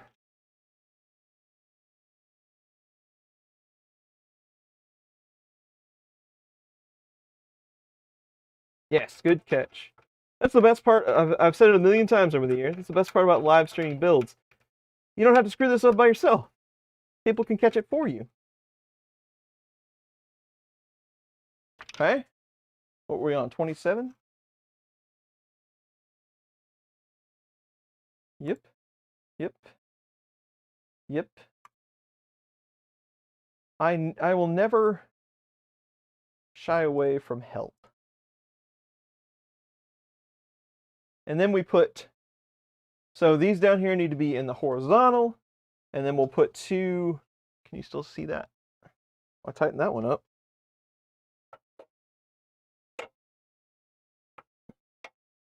And then we'll put two right here.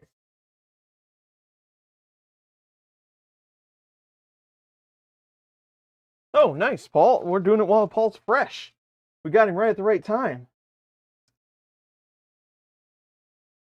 Those two bottom ones, right? Yeah.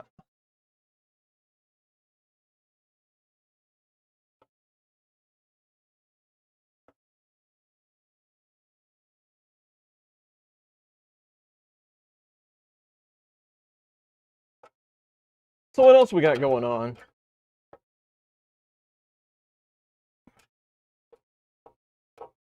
Squeaky. Any other fun topics we could discuss? I'm trying to think of what else. There's been a few large topics that have been on my mind, as we've already discussed, but I'm sure there's tons of other stuff going on that we could talk about. How about Prusa Slicer 2.6? So the Prusa Slicer team have been doing some crazy stuff over the last couple of years. They have to be extremely busy all the time implementing new features. One, they adopted that being able to bring in step directly into the slicer. That's huge. If you have to do something like that, that's a game changer right in itself. And that was released a couple of releases ago, or last release, I don't remember. But it's there. But now there's a lot of new stuff coming in, but one of the big things is organic supports. Yeah, there's Sergio. Organic supports. They're amazing. I've tried them out. In fact, Tom Jackson, you might know him as Filament Frenzy, over on Twitter has been printing some amazing benchies. So I thought it'd be a good idea to go ahead and print some myself. So hence what I was alluding to earlier. I've been printing a lot of benchies, but some of them have come out really crazy. And they're kind of insane because of you're using these organic supports, right? So you're putting the benchy in a vertical position, and it completely changes the aspects of the benchy. You no longer have that roof rake or anything like that that you normally do on a benchy. I didn't want to do that. Let me see if I can get you a picture to kind of show you what I'm talking about.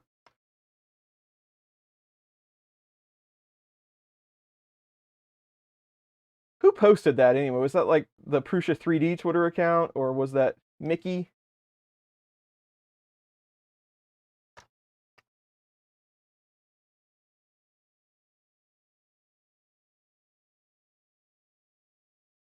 So here you go.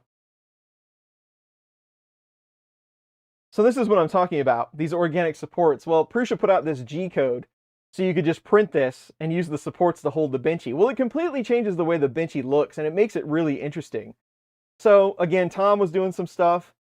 I decided to do a couple as well. And so I've got some crazy looking benchies and then some crazy looking support structures. So like this is one of them. And the supports look like little trees, if you can get them off in one go. which is easier said than done. See if it focuses. But you can see, so I just picked some crazy filament that I had. But you can see how different it is. But the biggest one is on the top. It's completely smooth because it doesn't have that rake on it, because it was printed like this.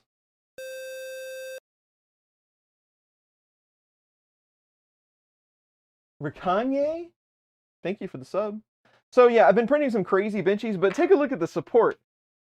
I was commenting that you should like make these just for like if you had a railroad or something, you could use these as your trees. They're crazy supports, and they take almost no filament because they're vase mode basically. So that's a game changer for sure. One more benchy. This is my latest creation.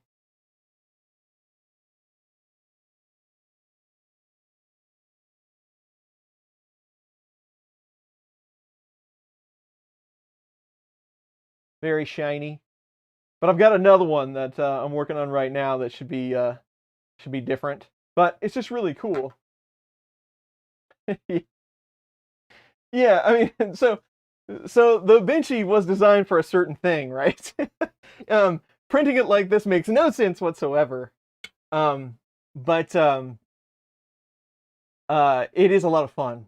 So I've been doing a lot of benchies lately, so it's pretty neat to play with.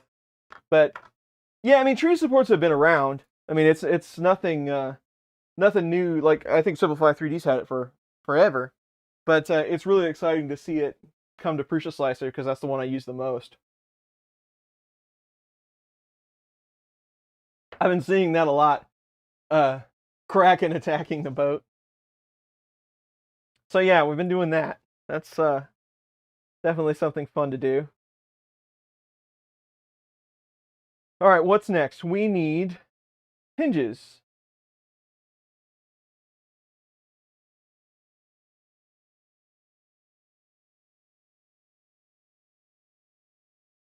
All right, so actually, we can just leave this here. This is forever the challenge at our basement table here. Getting enough room to get a decent camera angle, but have room to work. Here's all the door parts. Put these kind of up here. Slide this back. And then we'll widen up a bit.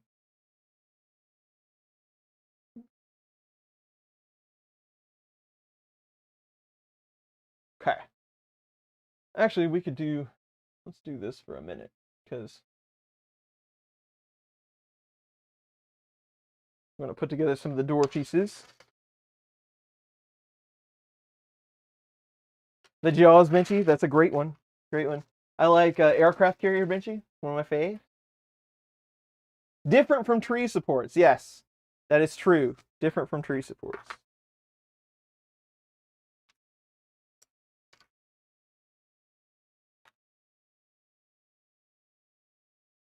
So we'll put together these hinges first. There should be four identical pieces there, and then your hinge bar. This is like 3-card money. Hey, find the lady. What is it? Find the red, get ahead. Find the black, set you back. Anyway, hinges, and then we have pins. Push 2 pins all the way to the hinge against hard surface workshop table, and insert square nuts. So pins.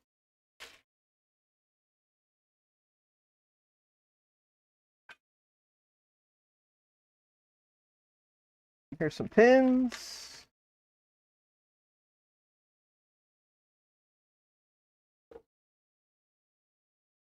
And square nuts right there. Okay.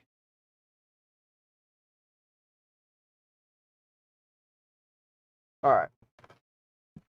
So we've got hinge piece. Way too far out there.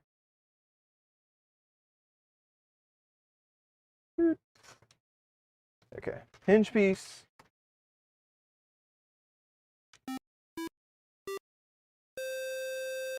John of the Jungle. Thank you for the sub, John. all the way from the jungle. So our pins go in here. I bet you these are a super tight fit. Not too bad.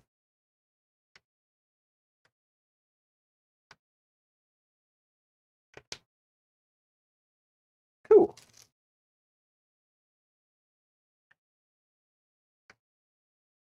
Yeah, other than, the XL's coming.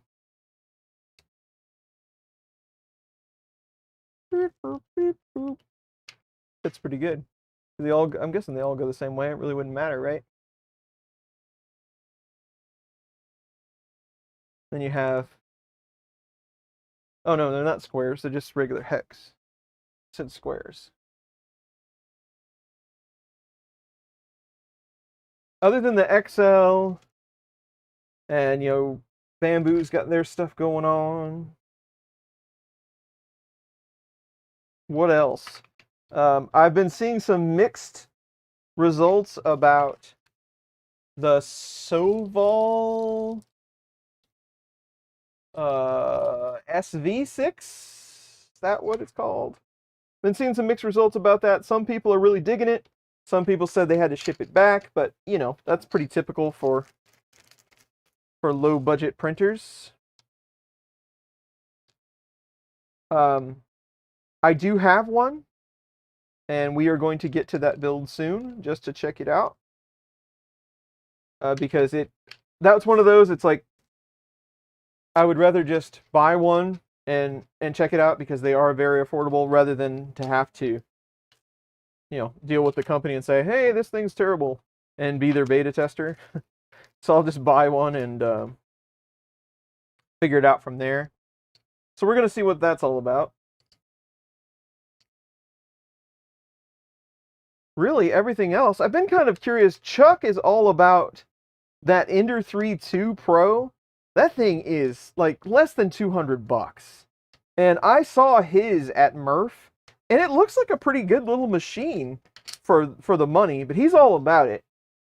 They didn't even, those things, I guess they're losing money on it. I don't know. But they don't even send out beta units. And I've been kind of off on Creality anyway. I haven't been dealing with them since that whole cloud thing. But yeah, I guess they didn't even send out any review units because they're so affordable. And Micro Center has them, I guess. So that might be the new starter 3D printer. I mean, less than $200, how could you go wrong? I have no idea how to say that. His just Screamo? His just Screamo? I don't know, but thank you for the sub. And very creative name. For a cheap printer, it's been fantastic. That's what I hear. Would it fit in the enclosure? I assume so. The only thing about Prusa's is they're not very tall. So you gotta watch out for that because the Ender 3 style, sometimes they're a little high. But from looking at it, I think it fit in there.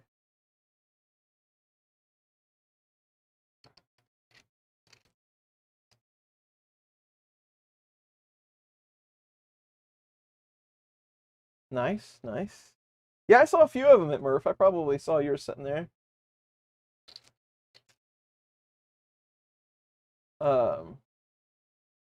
No Crealities for Daniel. I get it.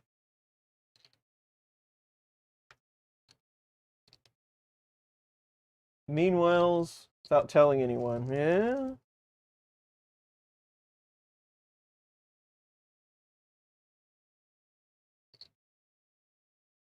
Yeah. That scanner was kind of a rough deal too. I remember that. I talked to them about that scanner, and I really don't do scanners. I think they're kind of, I don't know. I don't like messing with them, trying to get them to work. So, I don't. It's not really my thing. So I don't take scanners. But yeah, I heard that was a mess. So yeah, I've kind of abandoned Creality. It's not that I don't show their printers in my videos, but I'm not going to show any new ones because I mean that's silly. If people have tons of these Ender 3s and V2s and all of that stuff sitting around. That's I'm here to help, right? So if it's something that we can make it better, sure. But yeah, I wouldn't. I'm not going to accept anything new. I think I'm kind of done with that. There's just so much stuff out there too. There's no need to back one company or the other.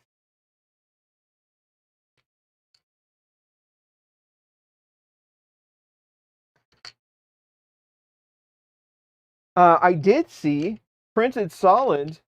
So it was Prusa bought Printed Solid a while back, and Printed Solid was doing the service, and they had government and educational sales of their printers.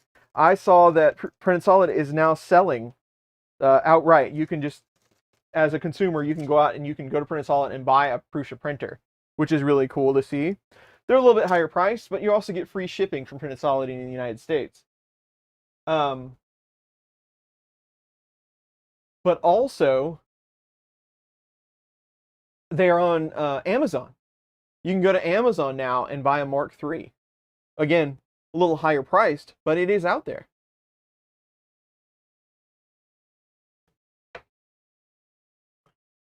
Alan B, the Trident's a nice kit. Cool. I've got one in boxes. I need to get to it. I hope to get to it here in a couple of weeks. The Switchwire kit was a really good kit, and it was one of the newer ones.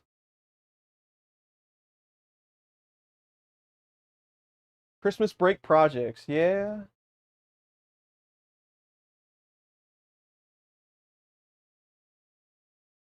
Okay, mounting the hinges. Now we can go up to here.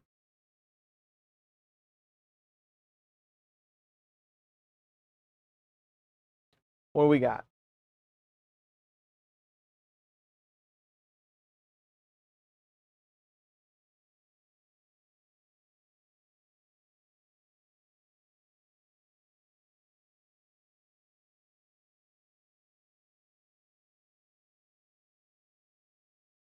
Mind the correct orientation of the hinge. It keeps wanting me. There's a chat button down in the corner to contact support. It just says chat now. I almost want to hit it and do it on live stream just to see who we get. That's not really fair to the person that is on chat support today, and I feel for them, so I don't want to do that to them. But it would be kind of funny if I knew it was Shane, which he's no longer on chat support. But if I knew, I would totally do it to him, but not anybody else. And that's not because I dislike Shane. It's because I love Shane very much. But I knew that he would tolerate it well. I wouldn't want to do that to some poor guy that was dealing with like 5 different chats about somebody's broken printer. Because Saturday, everybody gets up and starts working on their stuff and wants to fix a problem, right?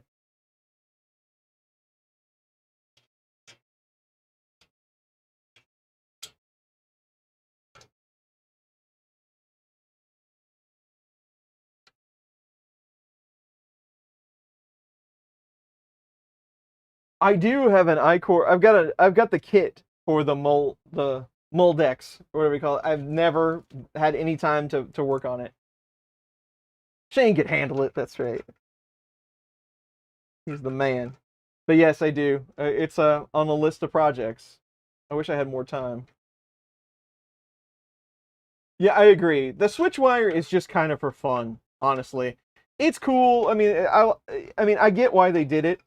I understand, but it's just for honest. The Switchwire, I kind of feel like it's like, okay, do you really want to build a 3D printer real bad? Then build the Switchwire, because there's really no call for it. It's just something fun to build, in my opinion. A good machine, well built, well done. It's just why. If you're gonna build a Voron, build one of those crazy ones. Build the drop bed so you can go super fast and all that good stuff.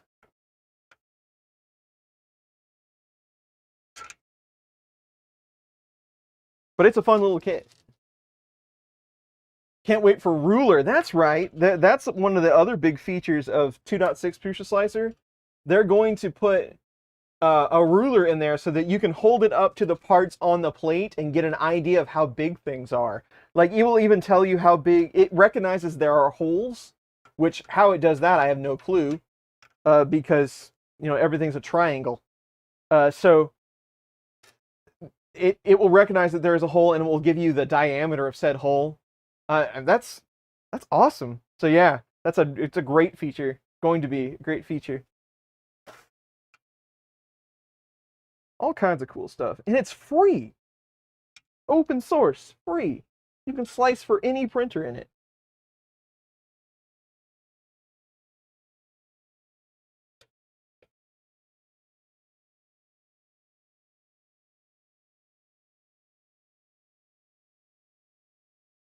Bedslinger kind of done with those. Yeah. They fill the purpose, right? I mean,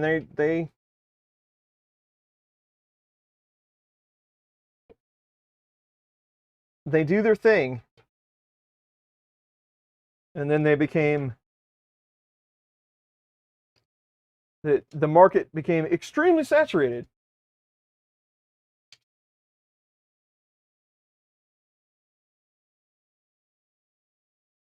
People like to stay. I've seen a lot of comments about the Mark III. Exactly. I see a lot of comments about it being old and outdated technology, and it's still got an 8-bit board and all of that. And you're not wrong.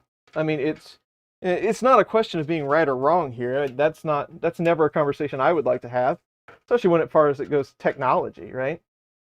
Prusa, the Mark III has been out a long time, but there's no denying the fact that out of the box, and we just did a live stream not too long ago, right, with the anniversary edition.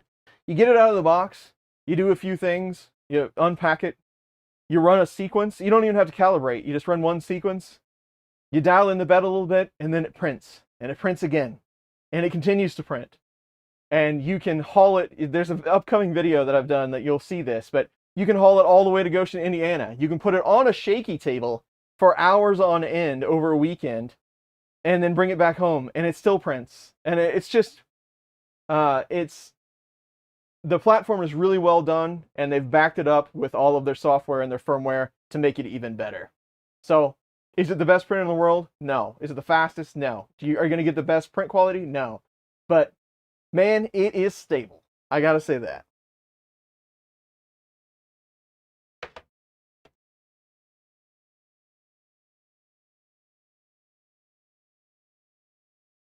Okay.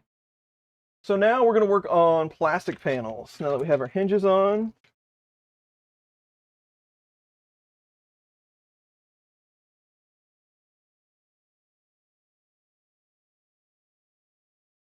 All right. Reliable and consistent. A printer I don't have to work on much.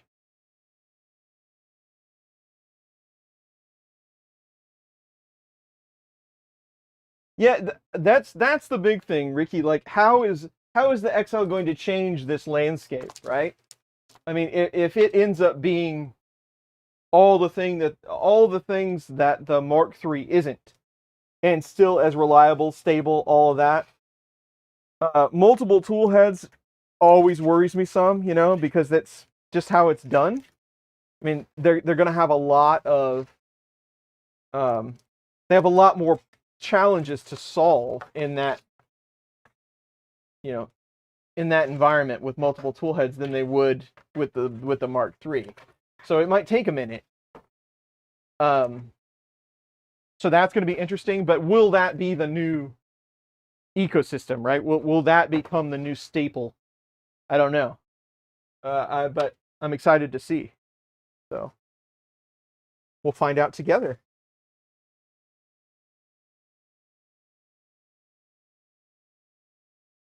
Yeah, and I think so. Asking about, there's 2 small pieces in there for the doors. Asking about XL or Voron. So be prepared for working with Voron. Awesome. That's right. The same chef for years. That's right. That's a completely different world. I think XL is going to be a completely polished product. I guess we can go ahead and take the plastic off all these. Something that's going to be fully supported. You can get support. You're going to get firmware updates directly from them. Fallen Scott, thank you for the sub. And then you have the 2.4, which is going to be your, it's your rogue machine, your hacking and tweaking platform. The fastest of the fast. It's never going to be as consistent as an XL or a final product from a manufacturer, and you're going to have a lot of build time in it. But things like that, it's like the Mark III, I don't even bother. I don't upgrade. I don't tweak it. All I do is upgrade the firmware once in a while. If Prusa comes out with an update like the Plus or whatever, and it looks reasonable, like there's some things I liked, there's some things I didn't like the U-bolts for the bed. I went to the little sheet metal holders because I never did like those U-bolts. So I thought that was good, but I don't feel the need to do the full upgrade unless it's just something, it's mostly a maintenance upgrade. But other than that, I never mess with them. I need them for printing. I need them to do 3D printing projects, and that's what they do. So that's exactly what I expect out of the XL. If I was wanting something to really, try to fix it up by hot rod 3D printer, I'd go with the Voron. If I wanted something to get the job done, and to, just see what the next evolution is going to be like, definitely with the XL. So get both. That's what I'm saying. That's what I'm trying to tell you. Get both. Still use the zip ties? Yeah. I mean, they work. Okay.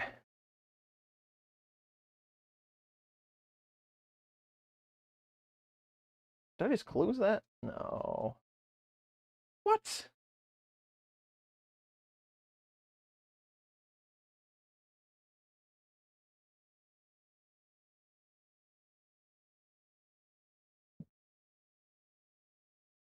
I just lost my assembly guide.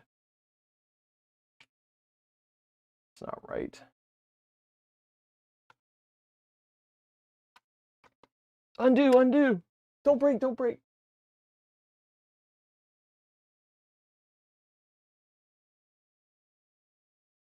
The stock hot end? Yeah, and I've heard a lot of folks say the same thing.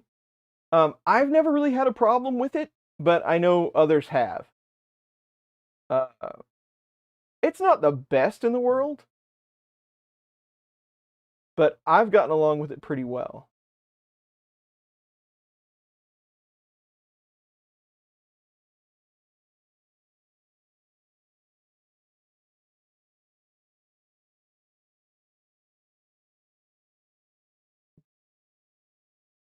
What?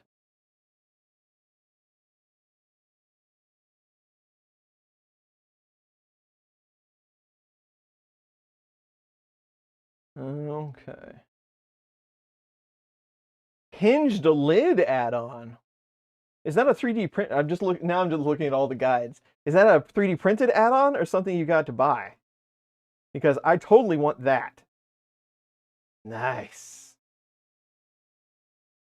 Oh, we gotta have that. Maybe we should do a stream like we build the enclosure and then we modify the enclosure.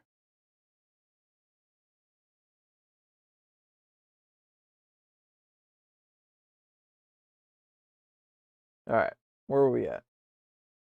Now I got sidetracked. I saw shiny things and got sidetracked. We are on step 32. We're going to use nylon rivets. Assembling the back panel.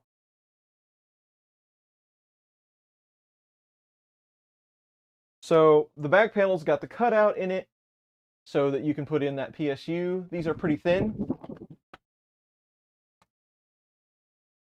The doors are a little thicker. Door looks to be 3mm. These are a little thinner than that. Which one has the cutout? This one. This is for the filter, I'm guessing, so you can pop these different ones out.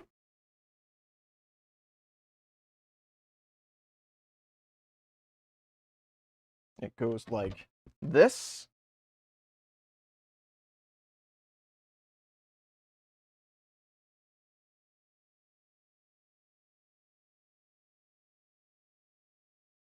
Do not wipe the panel with a paper towel. Use microfiber only.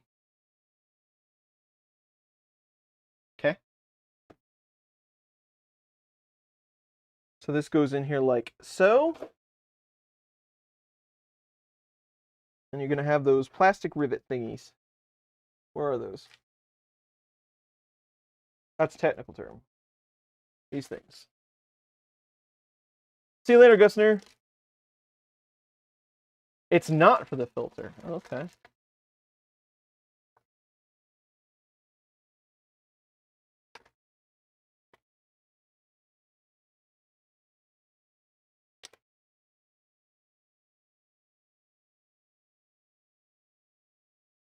I don't know if I should probably like spin this around for you all's benefit. I guess I'm doing this live stream for a reason. So I can show you things. Not really. It's just an excuse for me to hang out in the basement, talk to some folks.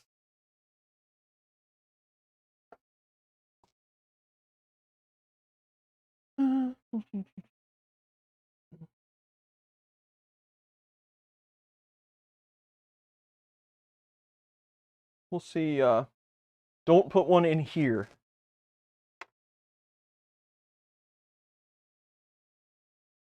See how hard these are to push through.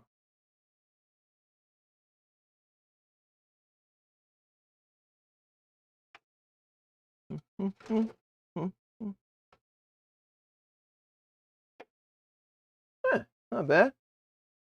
Wouldn't want to have to take it apart ever again. It's kind of like working on a car door. So again, don't put any in these two or this one, all the way around. The center one or the two closest to the corner. Let's put a bunch of rivets in. Still don't understand the price point. Enclosures always seem very overpriced, don't they? The printed solid ones are very expensive, and they're made out of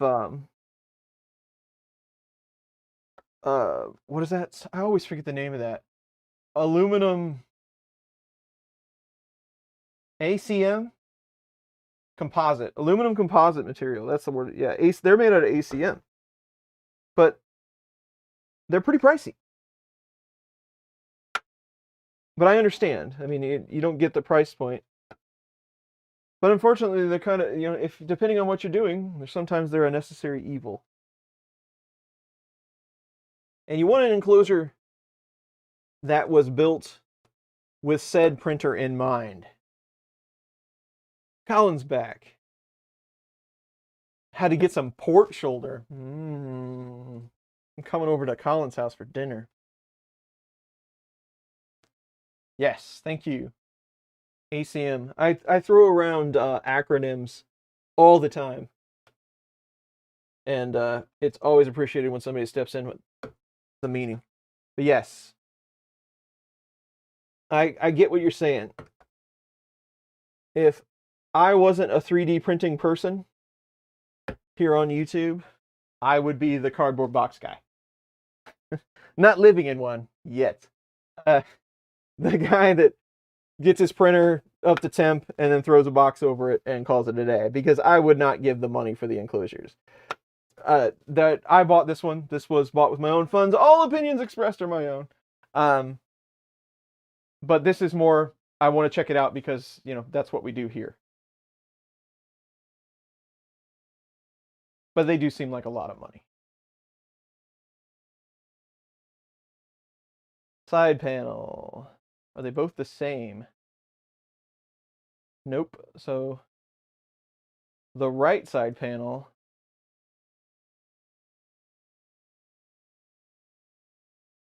yeah, it might be close. Let's see. Black Friday deals, awesome. They're nice enclosures. I love mine. They were sweet enough to send me mine. Thank you, Printed Solid.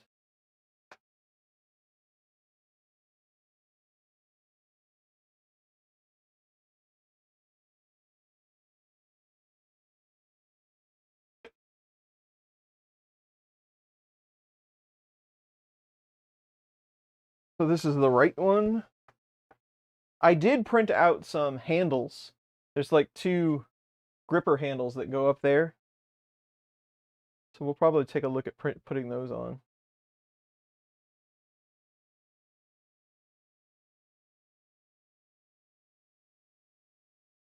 Back panel, right panel.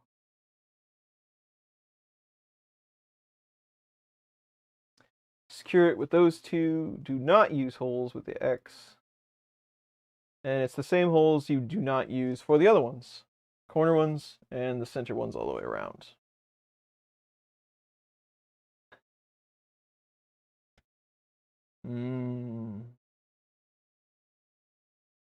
Yes, Wham Bam does. I like that Wham Bam enclosure. I don't know what that thing costs.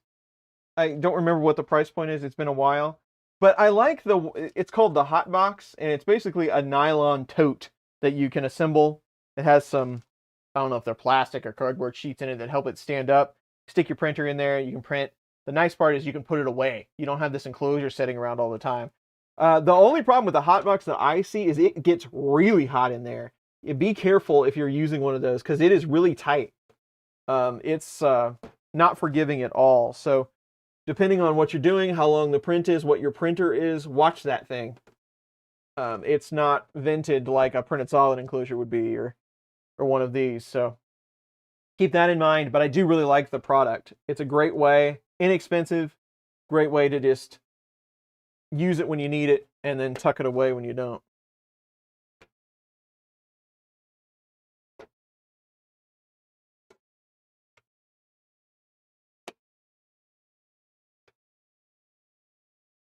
Justin 3Ds here. Hello. See-through cardboard box, yeah. A lot of people were. Have you seen those totes like the totes that they sort the mail in? That plastic. It's like wax plastic sheeting that's corrugated. I've seen a lot of people make enclosures out of that. It's because it's real cheap and it's somewhat sturdy. Now, I don't know how much temperature it would hold up to, but, you know, give it a try. Experiment. Let the rest of us know.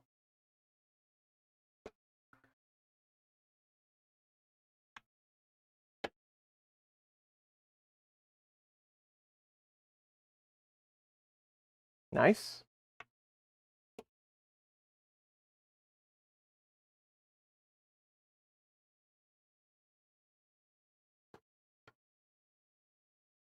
So Colin is in here. Coroplast? Is that what they call that, Bob?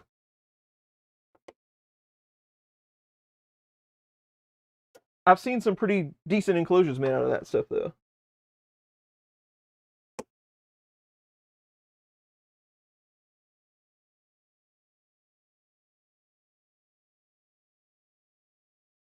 Colin is in the chat. I don't know if he's still listening or not. He's cooking pork shoulder, so I'm already jealous. But Colin, man, what have you been up to? Have you done any 3D printing at all? What hobby are you currently working on? I know you're a man that likes to move around on hobbies sometimes, but always to something interesting, I'm sure. All right, and we're going to do the same thing for the other side.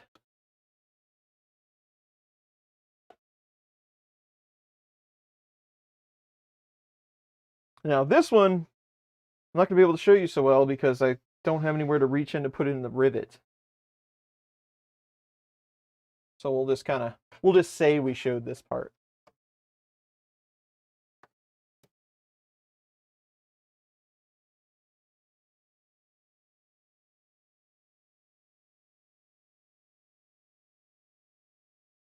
Oh, goner.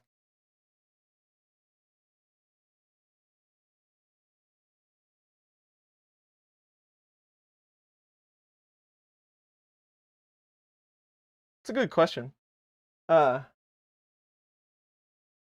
3mm holes, so you could easily, if you really did have to take them off or cut the rivet off or whatever, it might be a little pricey to redo. That's why they didn't do it, I'm sure.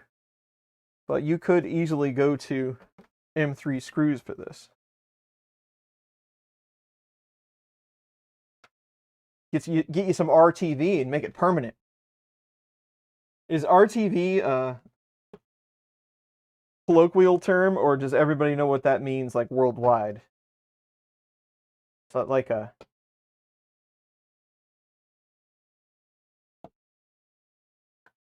something related to a certain brand, or is the compound RTV actually a thing?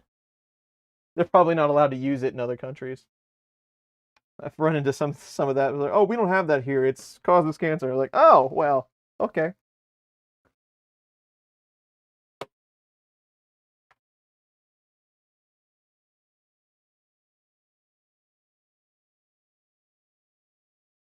Smelting. Wow, that's quite the jump from 3D printing. That sounds pretty interesting.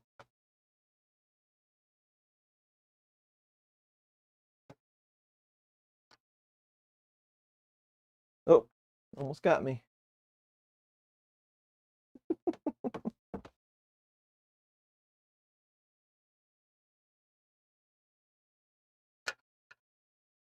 Is the enclosure a wise choice? If in your case, if I was in a dusty environment and wanted to use an enclosure and was doing PLA, I would do it. I mean, the enclosure would be great for the dust, but it's probably not going to be so good for the PLA. So I would consider like doing that, setting it up, but then using a fan. So pull some air in to keep the temperature down, and you should be okay with your PLA. But I don't know that I'd run it all boxed up for hours on end with PLA. You might cause some issues. Harborough time. We haven't had any Harborough this whole time. They only give you 3 for this step, but we've missed all of our other Harborough snack times, so I say it's game on.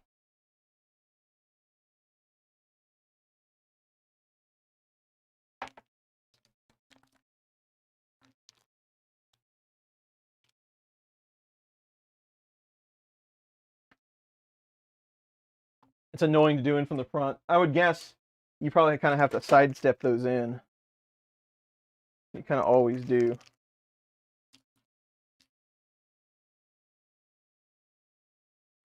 These Harborough have been around a minute. Alex Steele video sale. It'd be fun.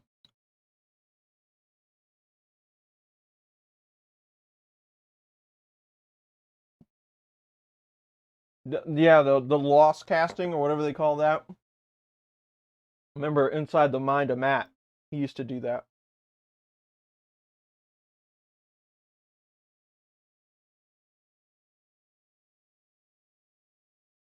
Did I miss putting on the doors, or we just didn't do that?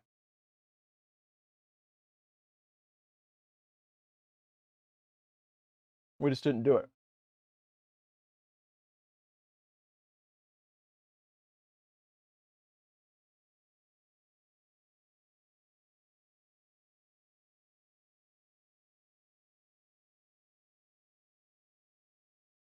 All right, so let's mock up this spare PSU just to see how this is going to go so that we can keep assembling.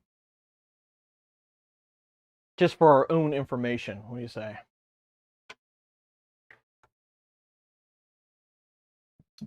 Put your 10th anniversary in there. Awesome.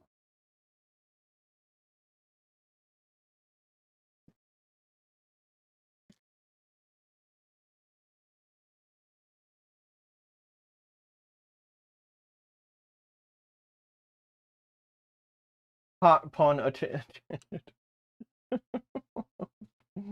I don't know what your emoji is, but now I really want to know. It's like a comic strip of some kind. Or avatar, or whatever it's called. We need this plate. And there's a part that holds the mat. This might be it. Nope, that's LCD support.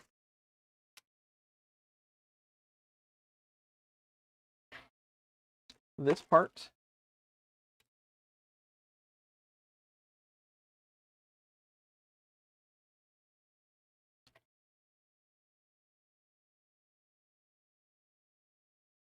This looks like spool holder stuff. Here's our handle, PSU handle. And what is that? That is the PSU holder plug. This thing. Okay. And we need some 12s, some standoffs, some magnets, some square nuts, some 6/32 screws. What?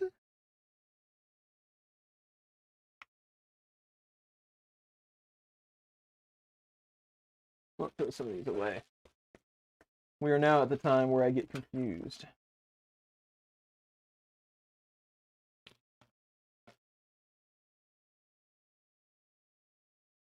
An e-paper display.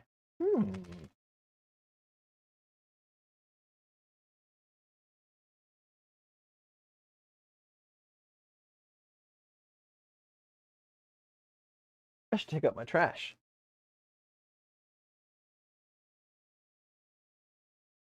Okay.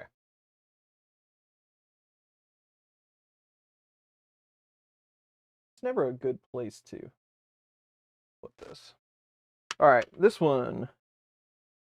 3 magnets in a PSU, retainer, screw, 2 12s. That's what I'm missing. And 3 12s.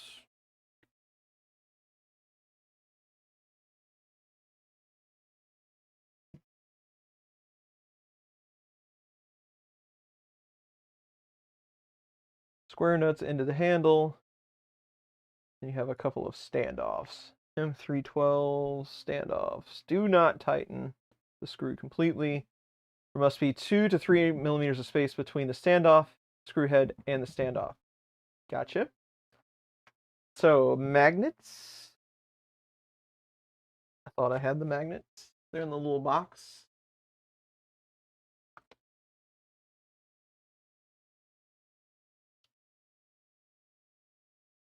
Someone didn't simplify their fraction.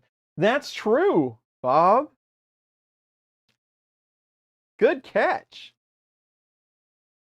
Well, you know, honestly, it's a good feeling to know that, one, I am equally as bad at standard and metric, because I screw up metric conversion all the time, but somebody else struggles with standard. Not saying that, you know, I'm glad that they screwed up. I'm just saying it's good that good to spread the love. People make fun of me about metric all the time because I don't really know anything about it.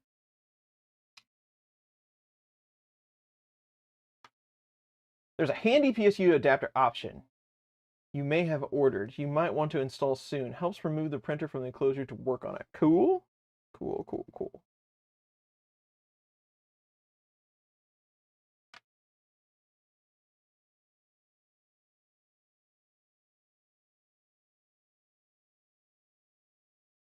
Oh. It's got a slash on it. It's got 6/32 inch in the guide. It's a number 6 screw by 32.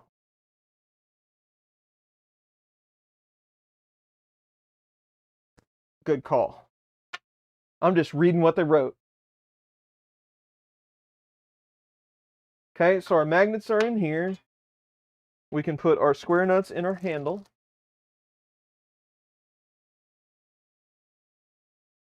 Still count on Alexa. Have you seen the... I saw a commercial the other day, speaking of Alexa. I don't have one. I don't have an Echo or anything like that. But I saw a commercial that there's like a Harry Potter wand that you can... it will command, like, certain movements that you do, it will command your Alexa and your Echo or whatever. Yeah. Things that we really need in our life. Pretty awesome.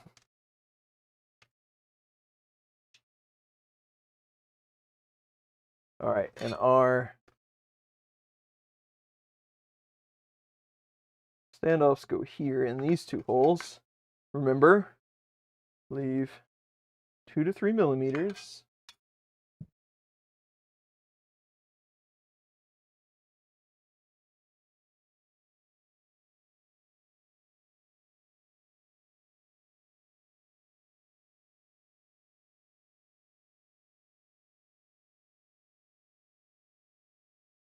There you go.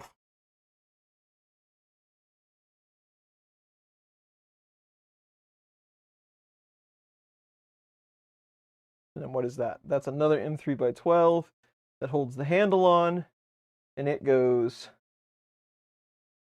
on the other side of the standoff portion. So the picture is like that, which you can't see. And then that's why we need a producer and a cameraman and all that stuff.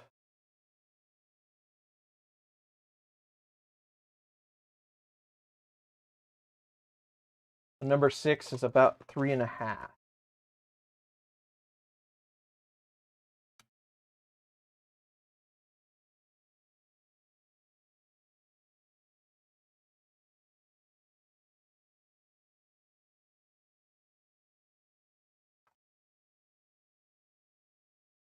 The stuff they come with. I know. I know. Christmas time is really the time. See, that's the problem too. It's like I know. To finish that thought, they always start bringing this stuff out around Christmas that people have to have, right? So mass consumer buying. But why haven't I come up with these ideas yet? That's the real question. There's so much crap out there to buy. I should be selling them said crap.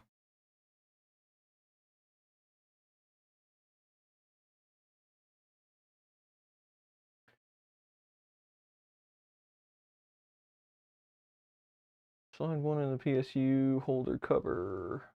Oh, I just want you to put the cover on.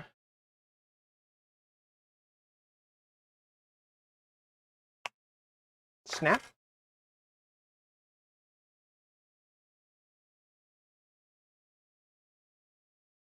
Aha. So your standoffs, so here's our spare PSU here. Your standoffs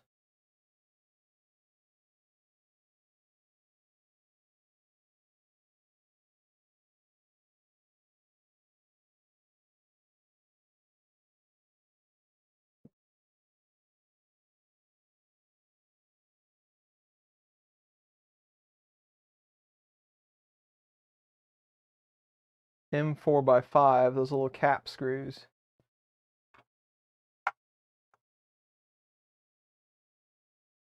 And they're right. You need some space. Nitram, thanks for coming to the stream. Always appreciated. Egret.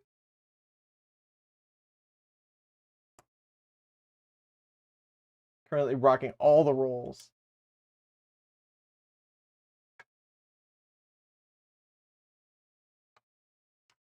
That power supply is a little thicker than you think it is. There we go.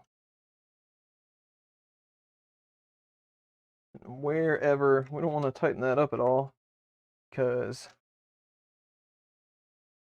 we want to make sure this hole right there lines up with the one on the PSU. And that one is an M4 5, the little shorty button head screw. And it fits perfectly if you screw it all the way down. If you push the metal part all the way down, it fits. And then you can snug that up just a bit. Not much needed. There's that. And then what do they want with this number 6? It's got a printed part that goes towards the back of the PSU right there. Just jumped into my hand. This is the one with the magnets in it. Goes right there, and then here is our number 6. And it is a Phillips head. It's been a while since I had anything with a Phillips head on it.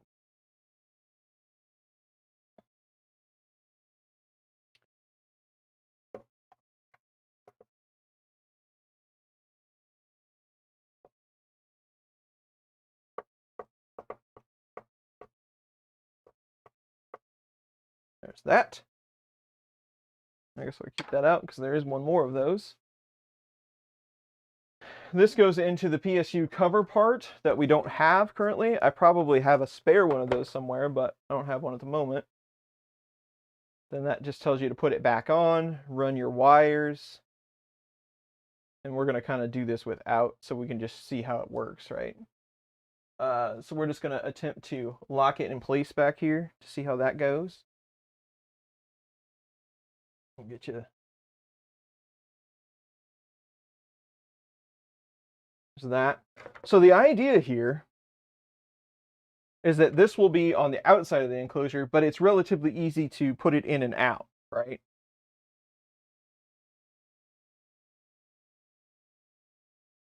And they're showing you it hooked up to the printer already. So this is going to be much easier the way I show you without the printer being in the way. But you just kind of sidestep it out that back part and you use those little tabs that we put in to lock it in. Call me. Cookie trademark. Aaron F is here. What's up? It's going well. I'm glad you got to sleep in. I slept in just a little bit too long. I was gonna get up earlier, but I got up at 4 and checked on parts that I didn't need to check on. So, tis life. So yeah, you can just kind of. I don't know how well you're gonna be able to see this.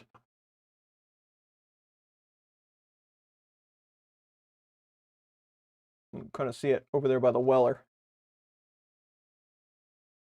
Kind of step it out that hole there. Got the handle. And you can line it up on those locks. Wow, that fits really well. And I'm guessing you could probably just spin those with your hand, but I bet you could spin them with that outside screw real easy. Those guys over at Prusa, I tell you what, they develop some crafty stuff. I want that job. I don't think I'm quick enough for that job, but go make some awesome things. Make an enclosure that does this.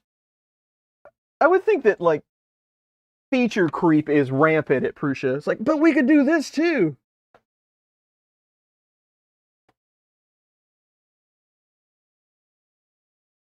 Yeah, you can just kind of spin them with the wrench. That makes it much easier.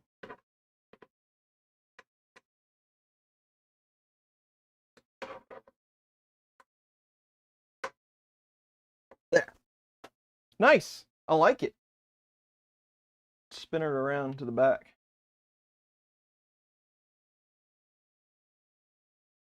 That is pretty cool.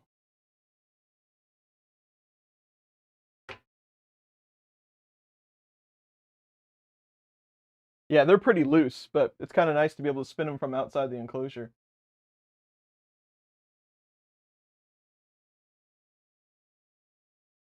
So now that's locked in there. And then you've got this guy out here that's just got magnets on it that's holding tight to the outside of the enclosure. Real tight. Crazy.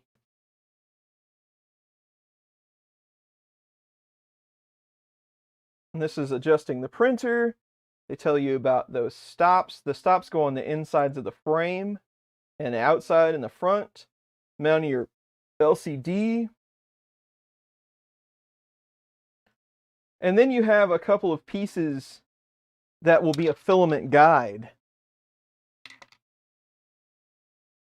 I would like to see. So the question is, could you? So if we slide a printer in here, now I'm just speculating. I'm talking out loud now.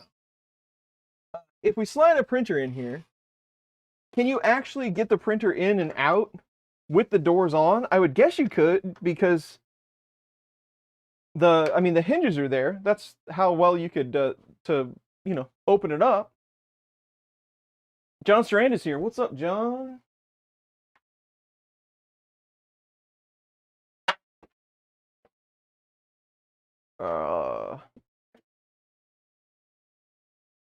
Gonna have to take the filament off of that.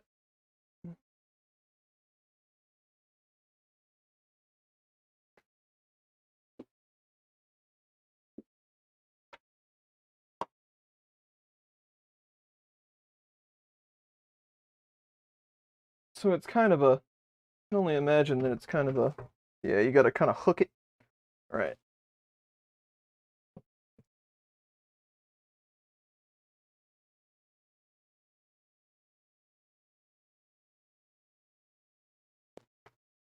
That's pretty cool. It's got kind of a almost a specific spot that it sets in because the LCD comes off, right? The LCD is made to go on the front. But just for grins, it fits in there pretty nice. So yeah, you remove the LCD and you put it on the outside. Yeah, the double doors are kind of cool. Yeah, but I don't see any reason why you couldn't wedge it out there with or without the doors. So we'll just do that just to say we did. What I'm not going, well, I don't know. I'm not going to mess with the LCD for now because I don't want to take it off of this one. We'll skip that portion. It's pretty straightforward anyway. What about this filament guide thing? Let's take a look at those parts real quick.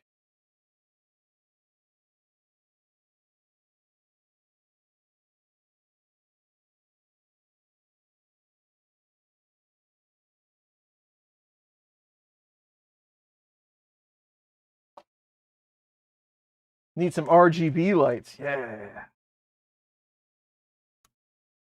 So you've got these here so that you can use a tube to get the filament to exit from the enclosure. So you sandwich them up like that.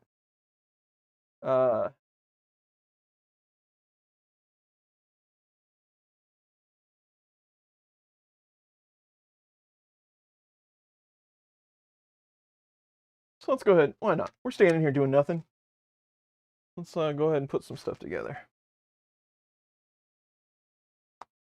What else we got to do? Where'd all the hex nuts go? It's not super heavy, even with the printer in it. I wouldn't want to carry it around a lot, but it's not bad. Harbros are gone. I don't know what we're going to do now. It's Saturday. I would be down here working anyway. I don't know what the difference is.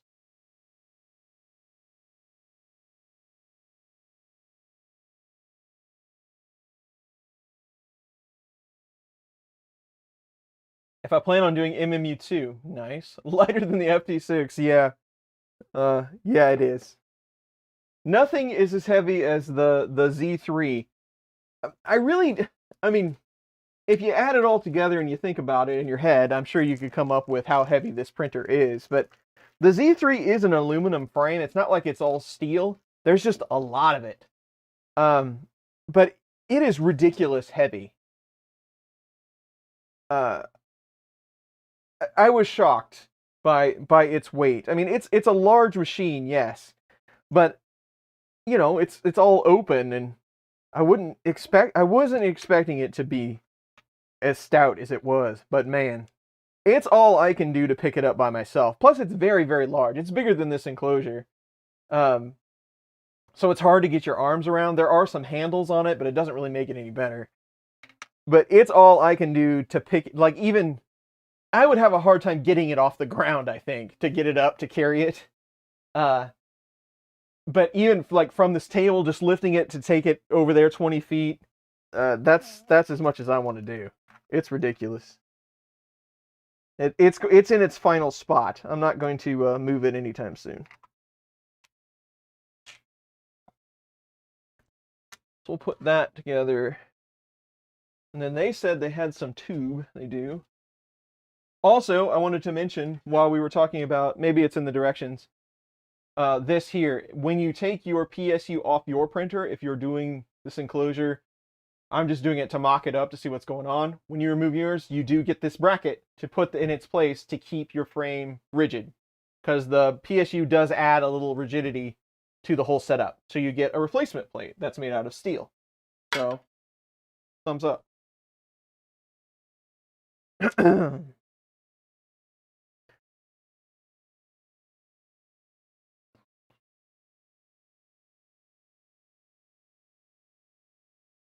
M3, what do we need?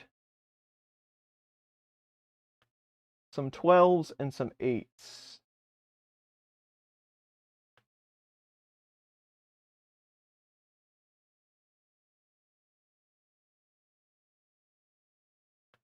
These are 8s. Jose, how's it going? Plastic people, I like it. Overhead crane, that's what I need.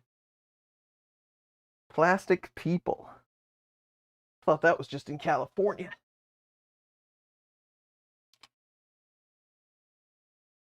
M3 8s.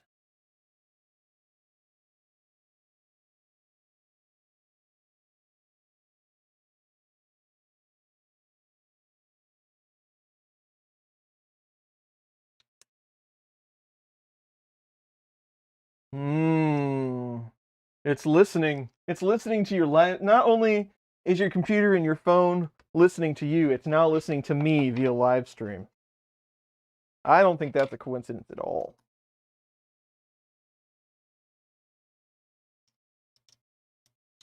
Block and tackle.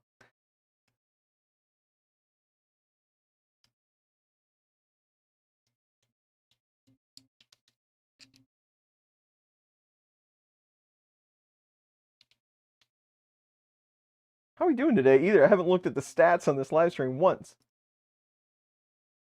Got 107 right now. Excellent. Thank you all for joining me today. I know the YouTube does not promote live streams unless you do one like every day, or at least every week, or you're consistent. They don't. We're not really promoted on live streams because we don't do much anymore. So everybody that comes to hang out, I appreciate you coming by. I just want to chat with you all, see what you're all up to.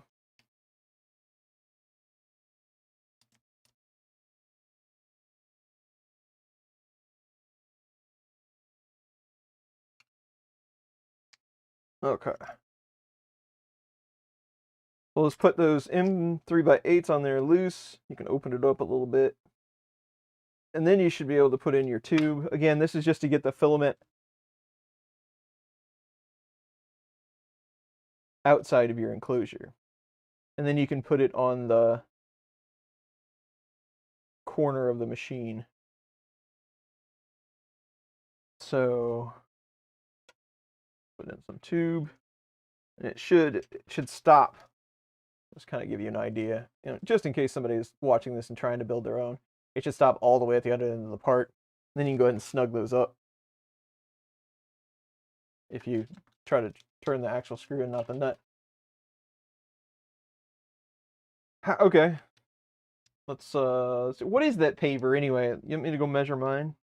It's got to be, if it's not an inch, it's right close. It doesn't matter anyway. Doesn't matter. You got more than enough room for a paver in there. You would have to take out those dampers like we talked about before. The dampers are just to keep it from moving left and right, front and back, but there's more than enough room in there for a paver. Yep.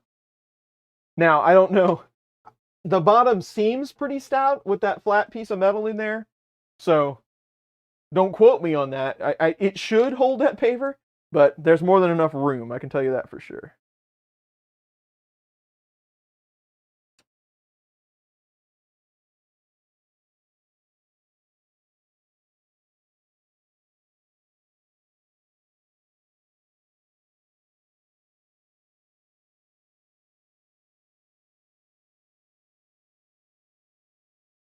And they want that to go right. Oh, one thing I love you all, and live streams are okay, but I am glad when they're over so I don't have to mess with the camera anymore. And those go in M3x12 up here in these front two holes. So now question, thinking about this, I mean, we can put this on, that's not a big deal. They have some spool holder parts and stuff in here. This is going to feed, you have a filament sensor cover, I'll show you that in just a second, that you swap out your existing one so that you can tie this Bowden tube to it.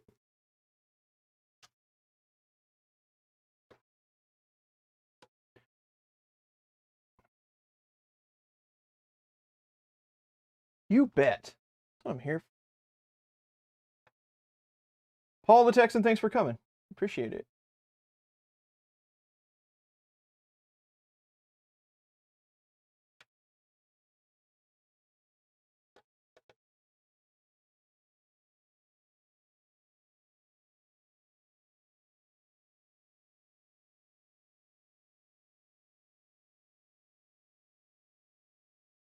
I also don't know if I got it seated good enough. Did I put an 8 in there instead of a 12? I did. That'll screw you up.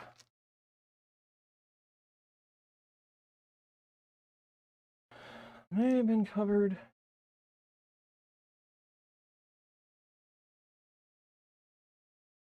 But the Prusa orange parts on the outside of the enclosure printable. Yes, those are printable feet parts.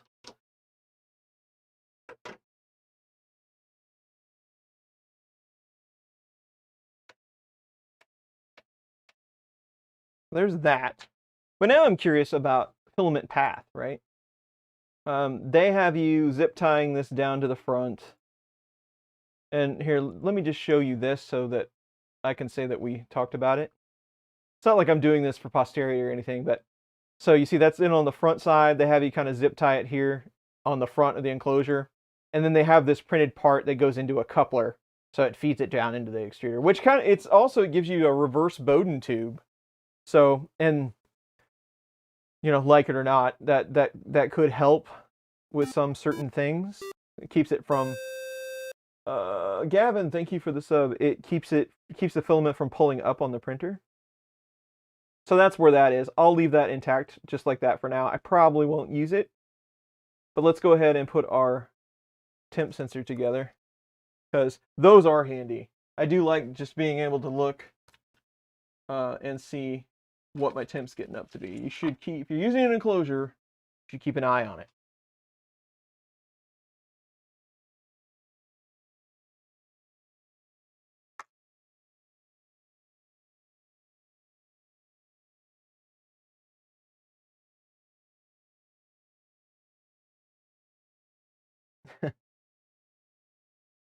So the temp sensor just got a little bracket. It's got some hex nuts.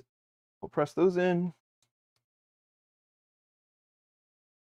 Yes. Pi 02W on the Mark III. I have a video out there for it. You can probably just search Pi 02 Prusa or something like that, and it'll be on there. I did swap out the 0 for the 02. It works pretty good. It runs a little hot, but I haven't had any experiences where it running hotter has affected anything. So, in my experience. So there's that. You got some nuts in there. Put your temp sensor in. You could probably put this on any corner, but the directions say just set it up here. It goes in the inside, of course. It's got the nuts in it. But then you can do some M3x8s.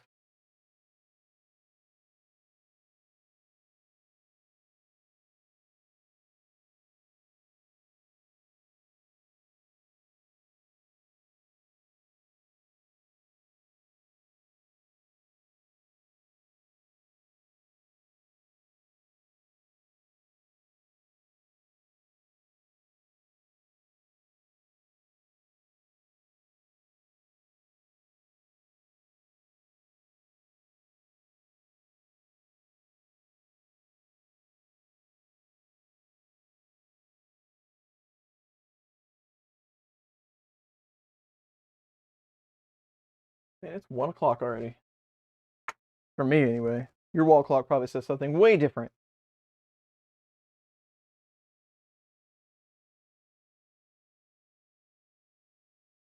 All right.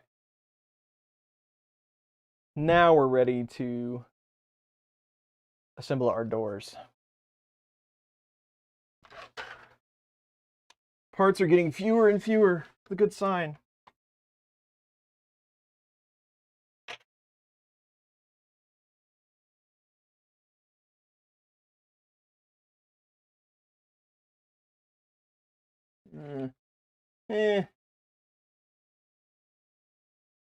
LCD parts. Here's our door parts. Need these. And this guy. And her right there.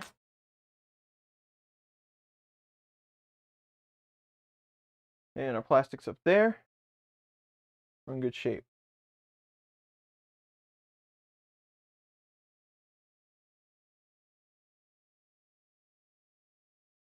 All right, so we have an A and B latch, I'm guessing that's what they are. They're the door magnet. We have an A and a B. We've got 2 of each of those, and they also get a magnet.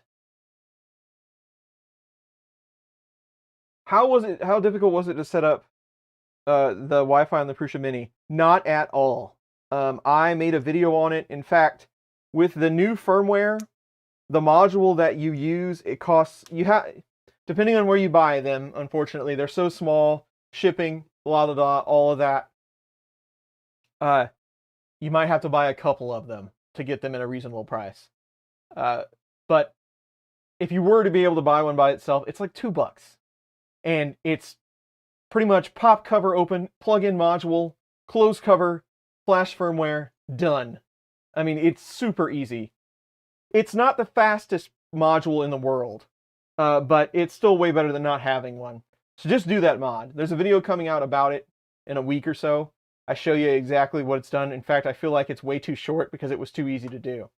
The firmware flashing is a little concerning because it's so long, but it has to redo the bootloader. It has to do quite a bit of installing to get it done.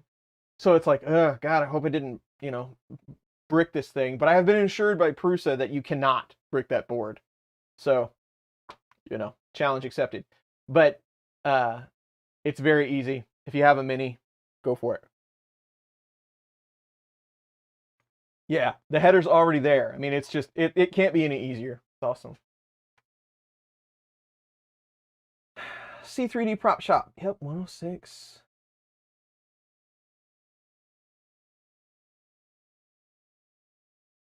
Yeah. For a Pi 4, absolutely. Yeah, there's a slot right underneath the PSU. You could run cables out. Yeah, no problem at all. You have enough room there. Okay. So we are loading magnets in our door clasps. These are really hard to get apart. So they just slide in, no need to glue them.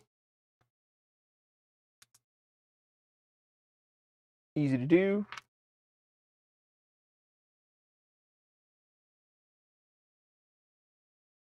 Prusa software takes care of the whole thing.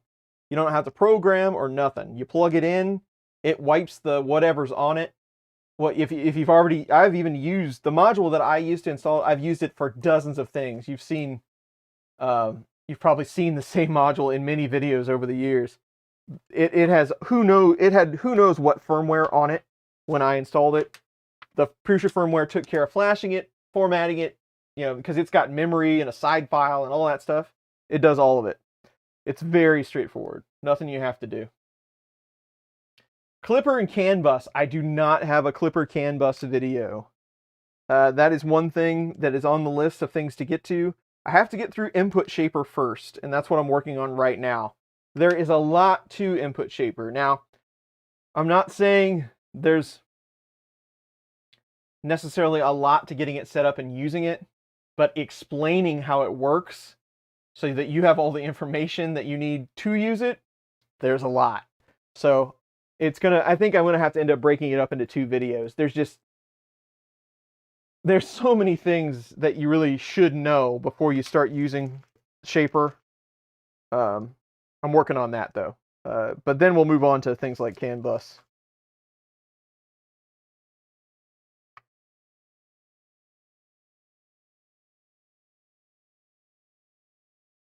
There you go.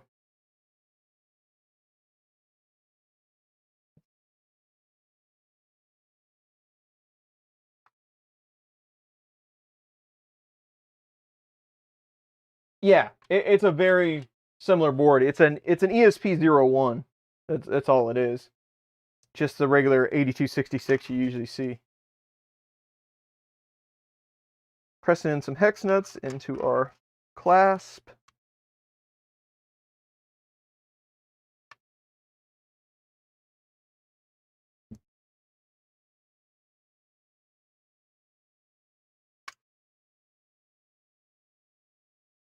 Done, all 4.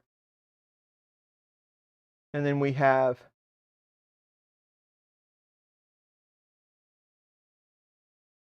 our plastic piece, and these are kind of these are a spine piece for said plastic piece. Hopefully these are the same top and bottom. They look to be. That's good.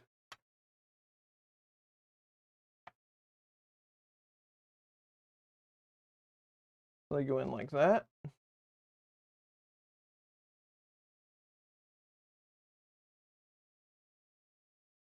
So line them with the edges. And then you have your A and B piece, and those attach and keep that spine on with some M3x8s.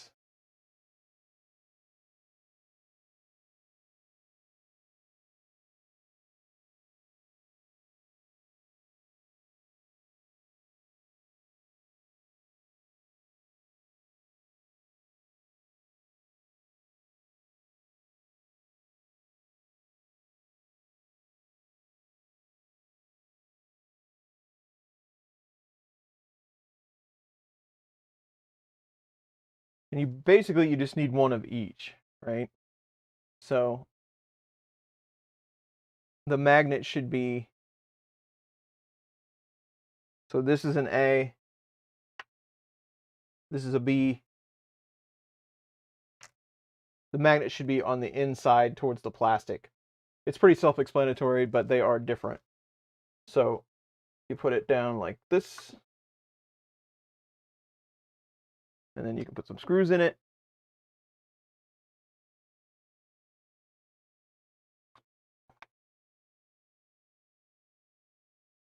Watch out tightening these up. This is just thin plastic. You can crack it.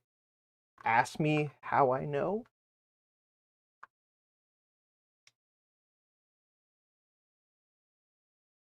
And then a B part.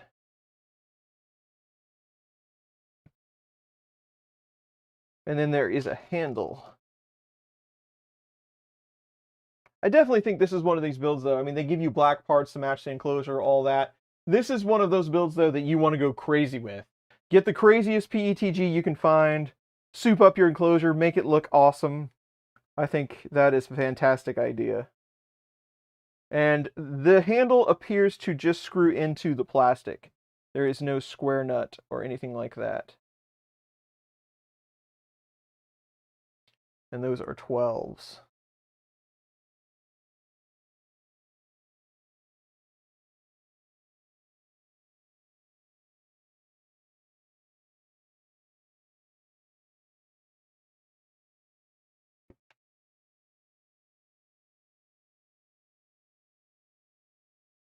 Like so.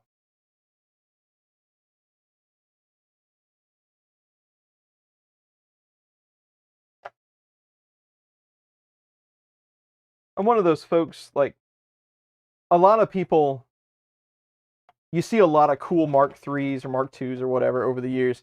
People have taken them apart, reprinted all of the printed parts in some crazy color, and then done a different, a different schema rather than the old orange or even the black one, if that's what you're into. I'm one of those folks that's like, I could do that. It'd be pretty cool. I mean, it's always fun to print parts and do that, but then it's like, I got to take it apart. I got to put it back together. Then I won't be, my printer won't be usable while I'm doing it. I'm like, I'll just leave it alone. But on the enclosure, it wouldn't make that big of a deal. So that'd be pretty sweet. I think that's a great idea.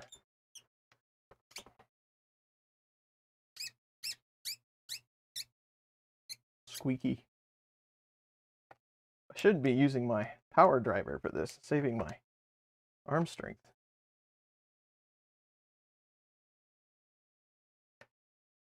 There's one. I like that door. Nice with that strip on it.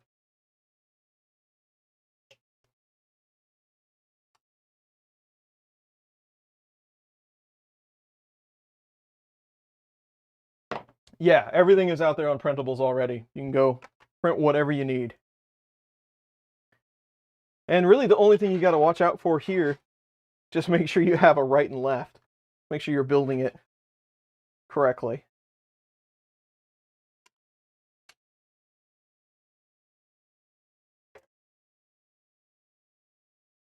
because the top and bottom class are different, A and B.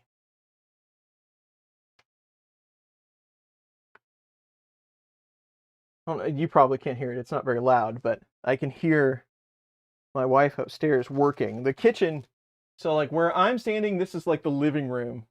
And then right here, right above the table here, is the I-beam that goes down the whole length of the house. So that's like the load-bearing wall in the house. So living room this way, over that side is all the kitchen. So I can hear her working in the kitchen, and I'm pretty sure she's making cookies. So, yeah. As soon as this stream's over, I'm going to wait until she's not looking and then steal the cookies. She'll never know.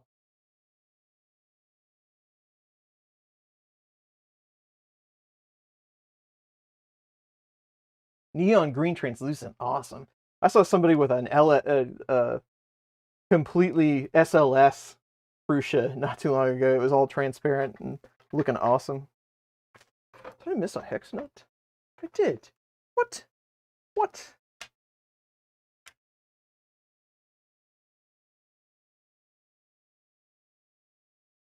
Date will be right over.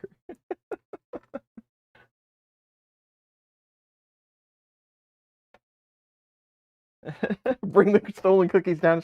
If they were done, if I knew that there were some cookies that were already baked right now, I think I hear mixing still. So I don't. She just got started a little bit ago. If I knew they were done, I would go steal them right now. I would even leave the mic on so that you could hear the conversation that was going to happen while stealing said cookies.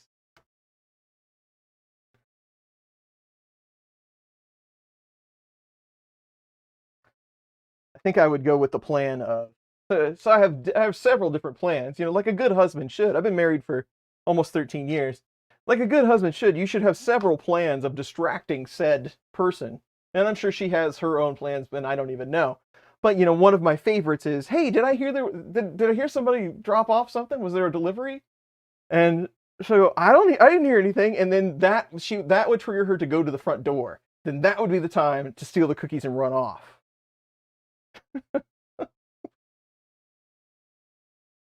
So I got it all figured out. All right, where's our other handle? Here it is.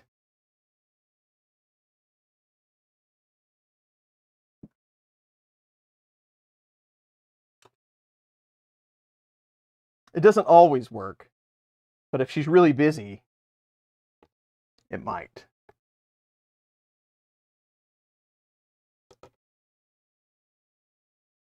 To come soon, absolutely. That's how I know when it's time. I'm down here working. It's time for dinner. I can smell it.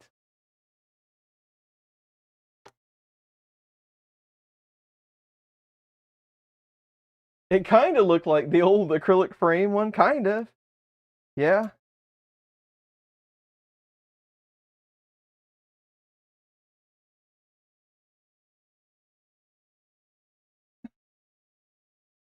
Exactly. I don't know. You're losing it. You're out there checking for packages that aren't there. You know you didn't know how many cookies you had.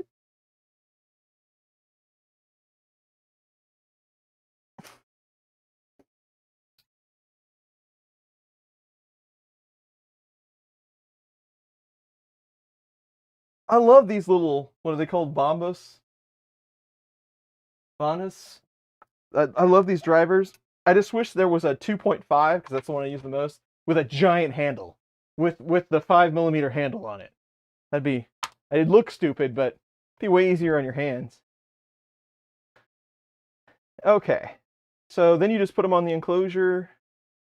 What size screw do they want? Those are also 8s.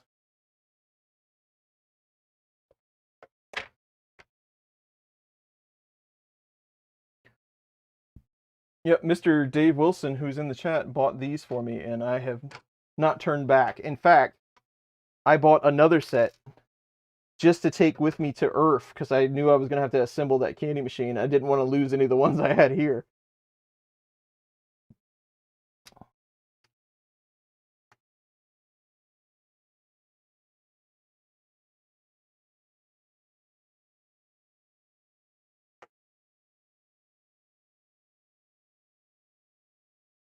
All right.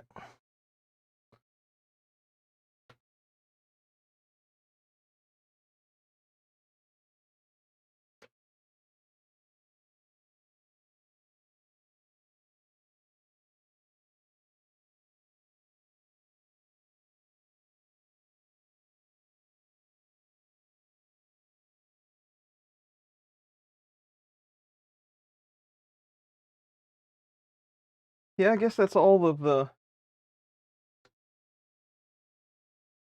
entertaining stories that I can give you. Don't over tighten these either, by the way. You'll break them. But yeah, we got a couple of other things coming up. We've got that Toval. I don't know. Oh, that's nice. I don't know how that's going to go. Like I said, I've heard mixed results on that thing, so we'll just see. We'll take it one build at a time, right? And we've got that Trident. We've got a Moldex that we really need to build. It's been a long time. There's probably been, knowing John, there's probably like half a dozen iterations that have been happening by now. Oh, also one thing I have been trying to pursue that's easier said than done. A lot of people have been asking for kits for the claw machine, and I'm working with Jason at LDO, and they're going through the parts list. He suggested like making it smaller so that maybe there'd be a bigger market for it. I don't know how all that works. Honestly, I've never tried to have somebody source a kit for me. Jason said he was going to take care of it, and he's awesome because I wouldn't know what to do. So they are trying to put together a kit with at least most of the essential parts if you wanted to build one of those claw machines. I'm not expecting them to sell. Like, I don't want any commission out of the deal. It's just, whatever it costs for Jason to put the kit together. Basically, the kit is nothing to do with me, right? It's just handfuls of screws and stuff. I mean, there's nothing specific in there that I designed that would go in the kit. All of my parts are shared via STLs, right? So that's all the part that I have to do with it. The kit would just be for your convenience. But there's some, you have to drill a couple of holes pretty precise and things like that. It would be nice if LDO had the frame all cut and drilled and everything if you happen to want to build one. I would be happy if like 3 people built one, honestly.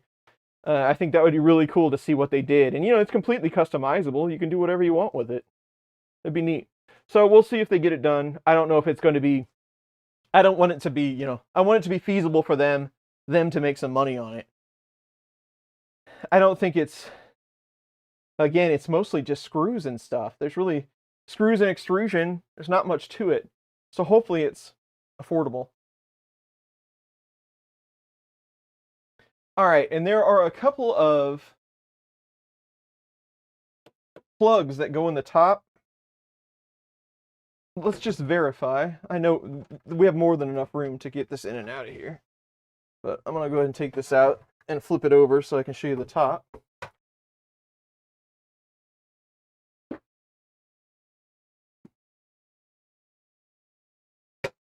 Let's show the top from the side so we don't mess up the doors. A Moldex is what he calls it. It's John Molak created an IDEX machine, and he sourced the kit and sent me one, and I haven't put it together yet. So we've got a couple of plugs here. We have this and this. There's a longer one. So there's this one that goes, you can put that in the center. All of that goes on with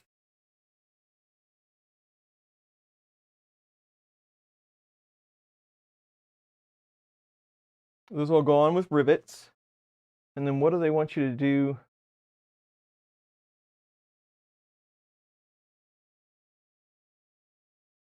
Gotcha. That's pretty clever.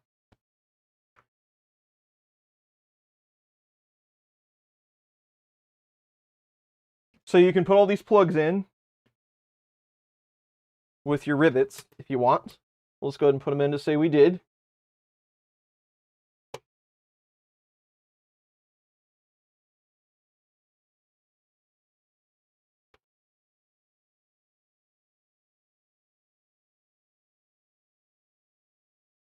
That's not them.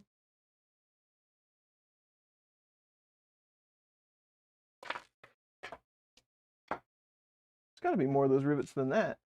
This thing's got good sound. You can hear the echo just standing next to it. Here they are. And then you got two plugs that are the same. One for, I would put them here. Yes.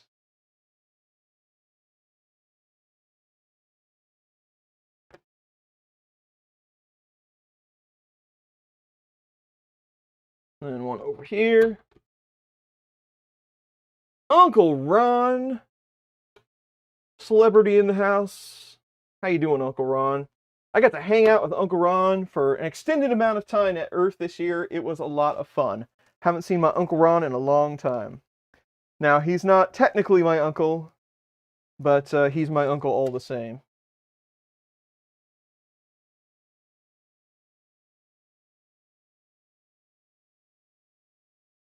Load versus deflection. Typical. There's a couple of schools. It's based on how long the run of the belt is. Now, there are some nifty like measurement guides you can 3D print. So you straddle it with the belt, and then it measures how much the belt bends, and then it gives you an idea. I've not had a ton of luck with that. I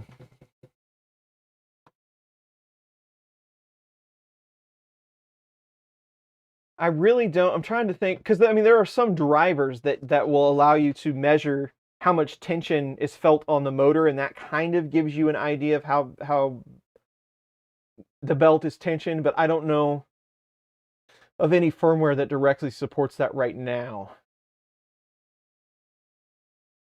But that's really all I know, is you can try to measure it by frequency, or you can try to use some sort of gauge.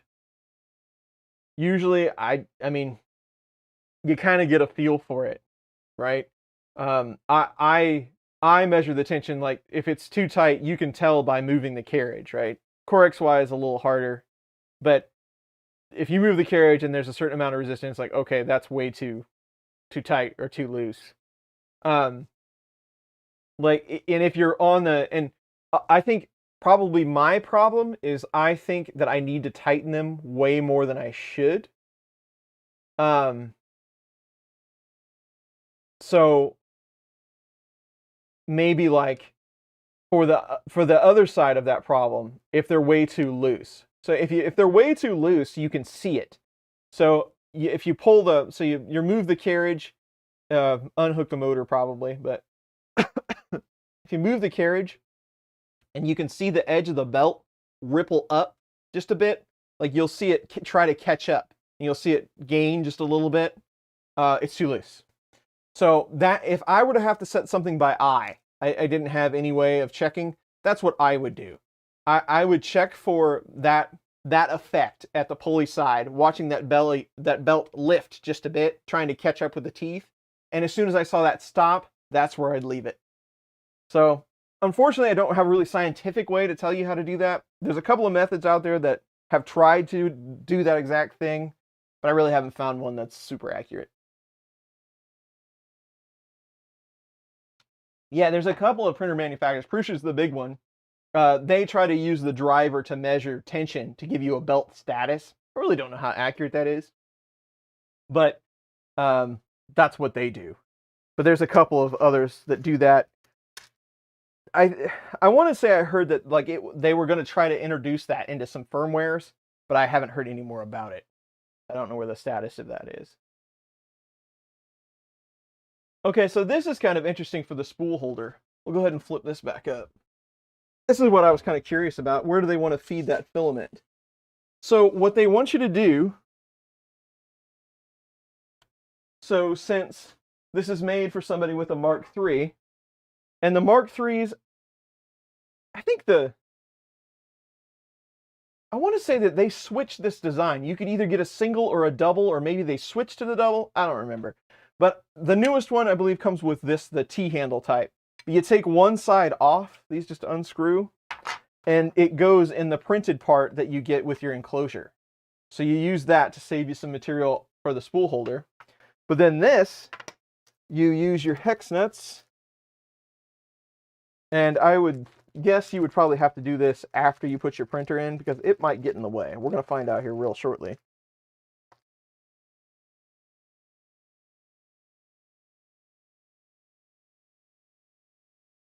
I'm going to flip that over because those are pretty deep sockets. And they go on with 12s.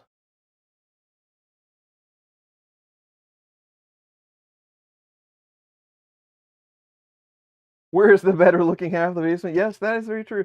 Hopefully, I think she's upstairs baking right now, and I believe she's making cookies, and I'm all for that. So I think that's what she's doing. Now, if she's making them for like some party or something that she's going to that I'm not, I'm still gonna steal some anyway. I don't.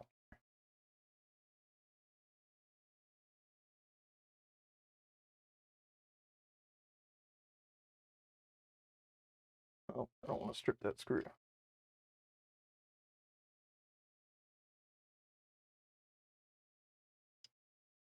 don't know if that's my wrench or this is. Oh, that's just a screw that's kind of off.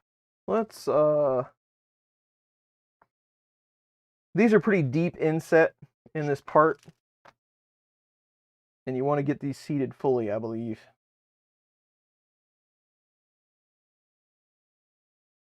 The brakes, that's fine. Broken cookies are still cookies. Cookie taste testing.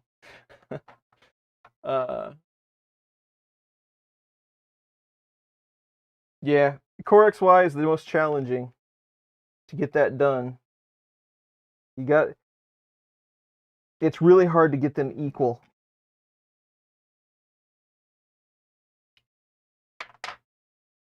Those don't necessarily want to fit in there all that well.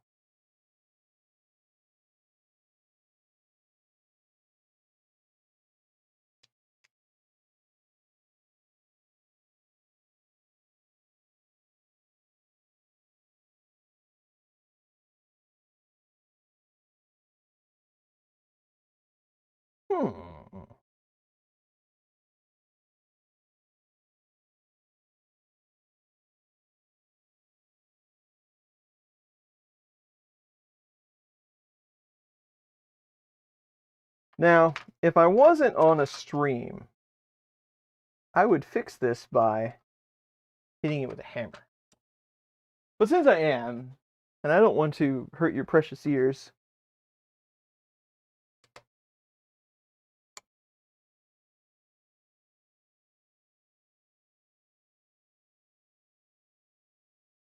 I'm going to try to fix this the easy way. But those nuts are somewhat hard to get started in there. But we got that one. And it might just be that one. Maybe the other one's easier. For the printed parts, you never know. Could be just some slag from the printing process causing the problem.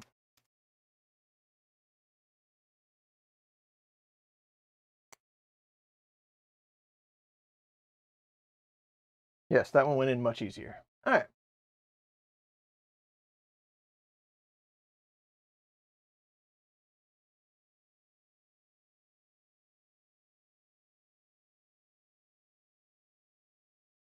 All right, so we have our nuts in there. Watch your nuts, buddy. Then this one, see, what are you seeing? Nope.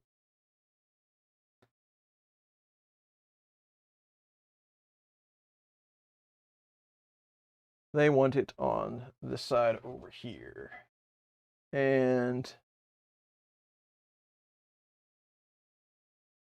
is it kind of an either or situation? Oh no, it goes on the...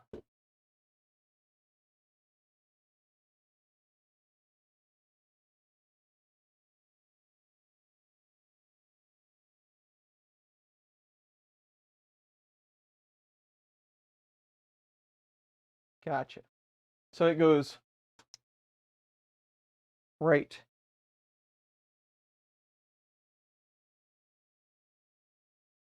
from the outside, right?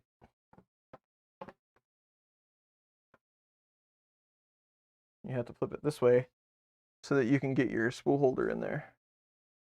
Yep. Like that.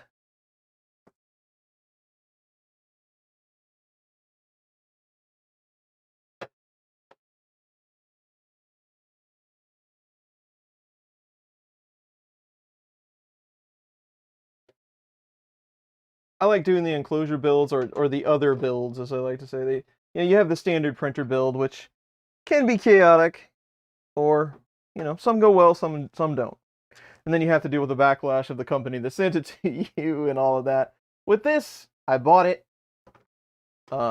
It's not, I don't have to worry about making the print work or the printer work. It's just an enclosure.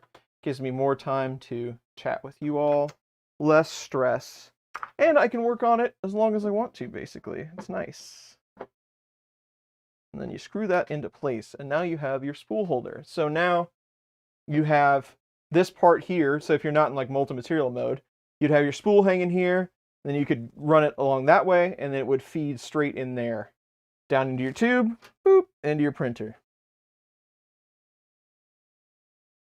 There you go. And the one thing that I thought was very handy, the one add-on that they actually list, reward yourself, I don't have any more stuffs. The one add-on that they actually list here in the guide are the handles, the carry handles.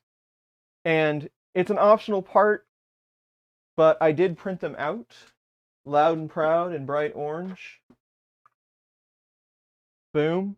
But in these perforated slots on the side, you can put the handle in there, so it gives you a couple of handles to carry it around. And I do think these would be very handy.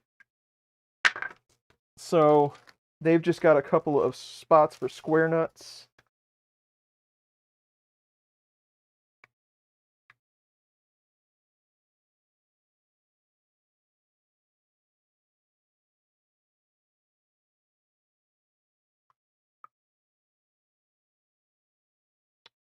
I don't know how hard it would be to remove those perfs, but I think we could probably clip them fairly easily. Team Orange, through and through.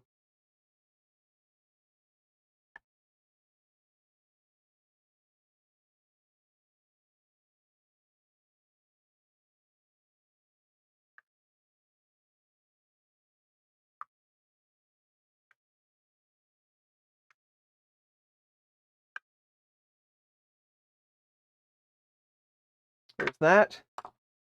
And then to get these on, they want you to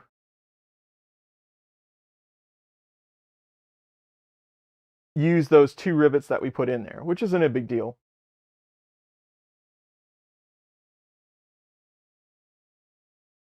And then you use some 12 screws to attach it to the side. So I don't know how. I definitely think the handles are well worth it. So we should use them. Crazy glue. Take that off before I break it.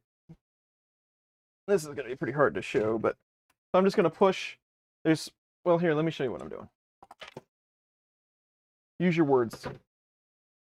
So there's a perf on both side panels that you can cut out for that handle. But if you don't want to use the handle, you have these rivets, the plastic rivets that you can push out, and then you can cut this out and slide that handle in. I think the handle is definitely worth doing. It's a printed part. You have the hardware for it. If you want to carry this thing around, it would actually probably make the enclosure even a little tighter because you don't have the perfs. So I'm just going to, from the back side, use my pliers as just something hard and push out those rivets. So they are easy to take out, so that's good, as Paul was saying.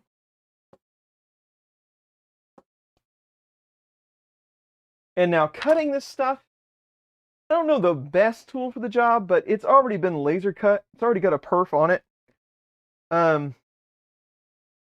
I warn you about using your clippers, your filament snips for things like this, because they do like to explode, but the plastic is so thin, you should be just fine clipping the tabs that are left to get that cut out. The knockout, as we say. Get it out of there. Nothing more surprising when you're using these clips on something that you shouldn't be, and one of the arms comes flying off. You don't want to lose an eye over some dollar clippers.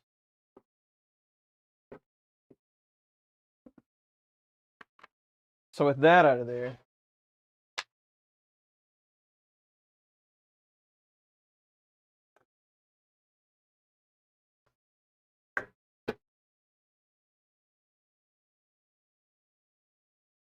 so you just have the opening, and you can slide your handle in.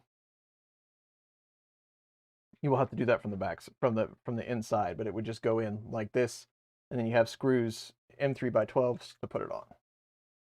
Trying to show you what's going on here because it's really hard to when the enclosure is assembled. Closet Print Farm, what is up? Griffin. Safety squint time. Closing, I've been told by many people in the comments on my videos that closing your eyes is not safety goggles. Who knew?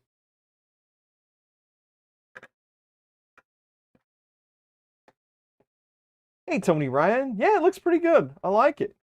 I'm enjoying it. It's a fun build, too. No stress. Easy to put together. No worries. Plus, the handles kind of look cool when they're in an opposite color like this. Bet you anything. That one came loose.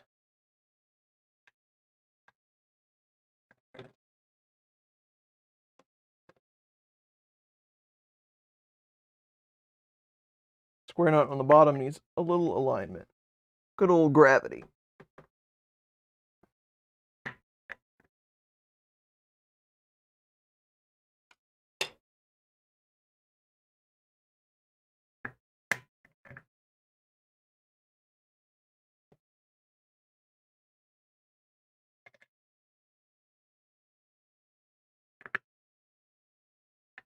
There. And we'll flip it around and do the other side. So yes, first modification, I recommend the handles. They're pretty nice.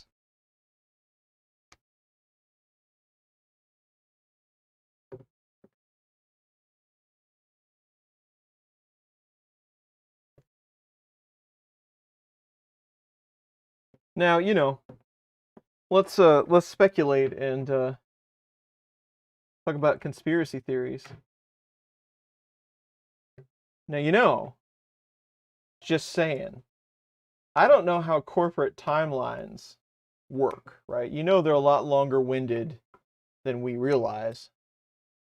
But how long do you figure Printed Solid and Prusa were working on that merger? A while, right? And I don't know if you all know, but the enclosures are stackable. Yes, they are. I've seen several of them stacked together, and I believe there's enough room that you can actually like screw them together. Yes, they are. You know that if you know anything about Printed Solid, Dave is kind of the king of enclosures. Just saying. So you think that Dave had any say or any, input on the design of this enclosure? Or do you think this was done before that merger happened? Think about that. I'm not saying anything. I'm just saying. Dave's probably going, I'm gonna get so many support emails. Why did you design this enclosure like this, Dave? Chris said it was your fault. Probably listening right now, scrambling for the keyboard. Delete, delete. The plot thickens. Exactly. Prusa USA, yeah. Pru USA. I like it. Up to 5 high. Nice, that's a lot.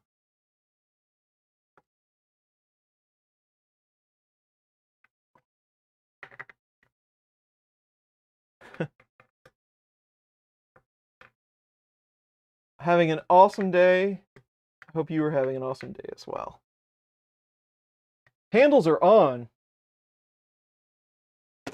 Wonder Twin powers activate. Without the printer in there, man, it don't weigh much. No. All right. What else is on here? Or then we just ready to look at some side parts. All right. So that's pretty much it. That is the enclosure assembly. You could put your spool back in there and all of that. Now, what I've been talking about during this whole stream, there's a bunch of different add-ons that you can get. You can get a filter kit, you can get fire extinguisher, you can get a light kit, a lock, all this different stuff, and it's going to be different. You're going to have to do different things, different forms of assembly. This is just pretty much the standard assembly with handles, right? So you're going to have to do things a little bit different here and there based on the accessories you get. Now, Prusa did send me some. I'm not exactly sure which ones they are, but let's just have a look.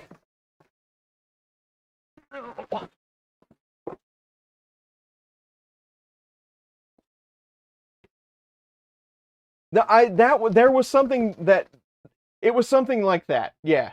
Like they couldn't do the fire suppression in the United States, or they were waiting for some sort of certification. I don't remember, but yeah, so there was something to it.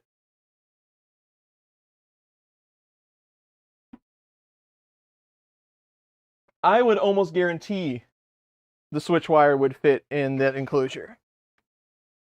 I'm gonna dump all these parts on the floor because it's got a bunch of parts on it.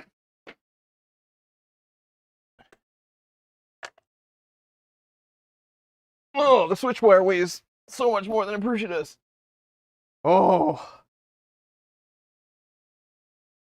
It'd be close, but I think it would fit.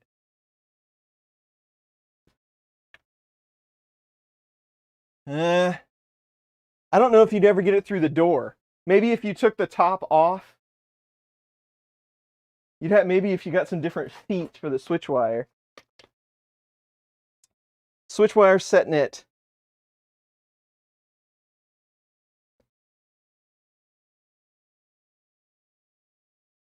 Yeah. 501.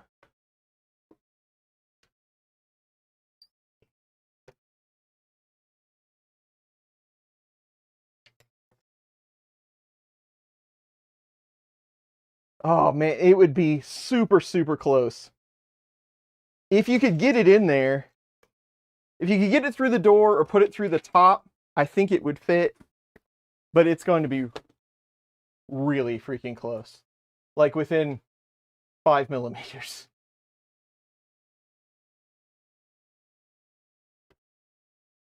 So, yeah, I would call Dave at Printed Solid or something and say, hey, well, let's fit, because I know he has a switch wire that he could test it, but I'd have to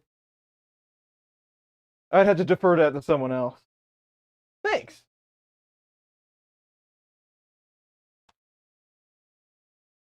Increase the ramming speed. Hard roast and coffee. Breakfast of champs. Okay. What do we got? So, the PSU cable quick release. I thought this was a pretty good idea. That's one of the biggest things about my enclosures I don't like, is I have to pull the enclosure clips.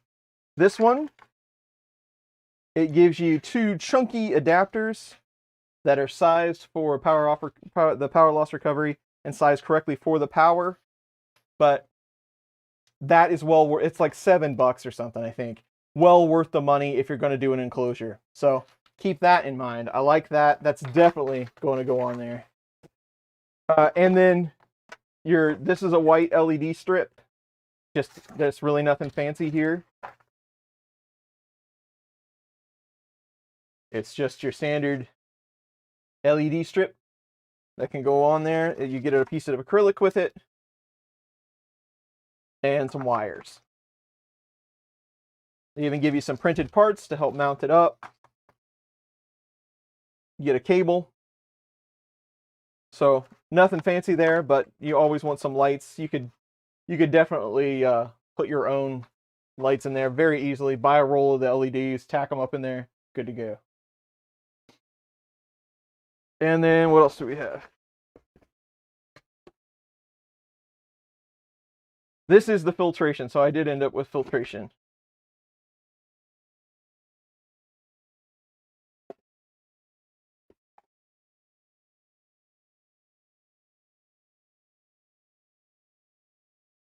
So, but it's all one unit, so that's good.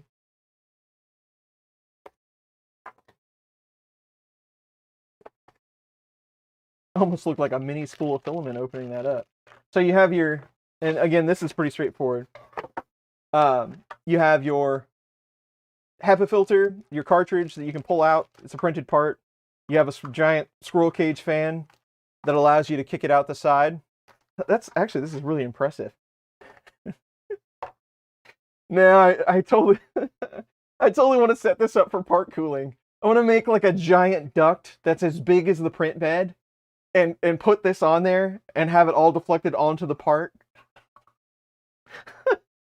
I think that is the greatest idea I've had in a long time. Watch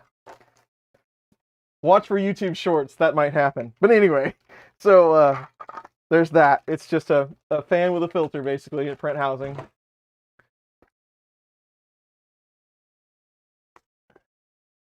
And this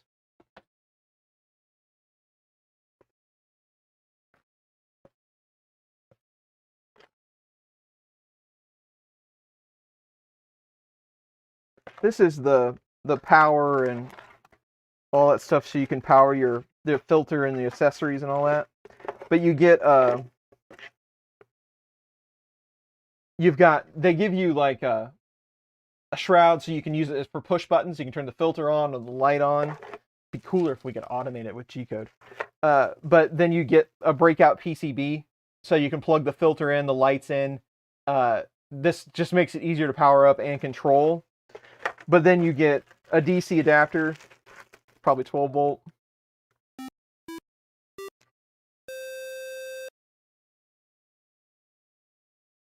$24 volt. That would go, let's just take this apart.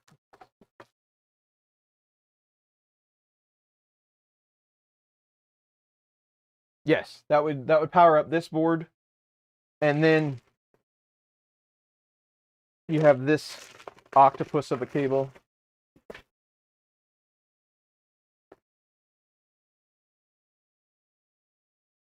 So that you can power your brick.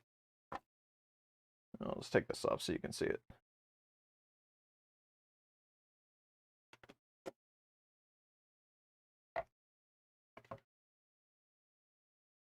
So it's basically just a Y adapter for your C14 or whatever they call that thing. But you have one for your DC power for your lights and your filter, and then one to power up your printer, so you don't have to use that on your PSU. Remember that PSU is now outside. And then one that you can use with the standard cable that comes with your printer to plug it into the outlet. So it just makes it way easier to power up your light and your fan, all that good stuff. And yeah, there you go. There's a few other accessories that you can get, like we were talking, the fire suppression. There's a door lock. I didn't get the lock. Well, I need it. I'll just forget where the key is and have to break it. But for safety, things like that, it might be good. Safety.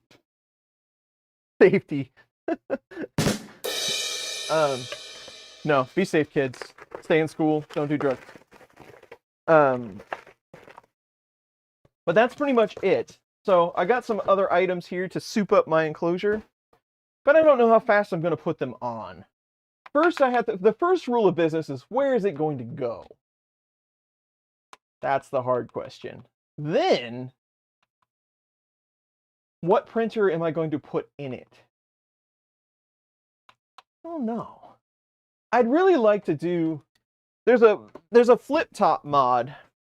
Let's go to the computer, shall we?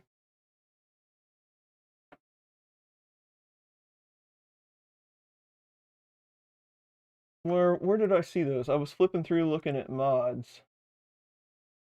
Yeah, this guy. I think this is where it's at. So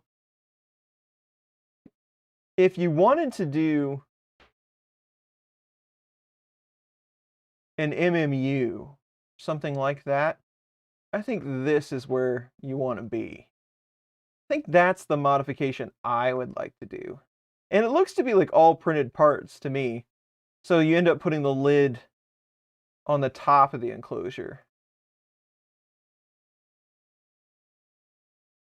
I think that would be way handier. Would that? I guess the MMU would clear at that point. Ooh, they move it to, oh no, they're just showing you. I was like, do they catty corner it? What? Oh, so they let you lift it out of the top if you move it. Nice. So okay, so you can put the MMU in there. You install the MMU, then you can drop it back down, put it back in. What's it look like when it's all said and done? Okay, so you route it out the side, and then how does your buffer hook up? Ooh. Oh, it just sets beside it. Nice. I like it. Look at that. It's like Mad Max enclosure. Because if you've ever messed with the MMU2, you have to get in there and fiddle with it. You do not want to have to be inside an enclosure to work on that unit. You want to be able to flip this up, swear a whole lot at it, yell straight into the enclosure so it feels all of your pain, and then sort your problem out and wait for the next one. So there's that. So that's pretty cool. I like it.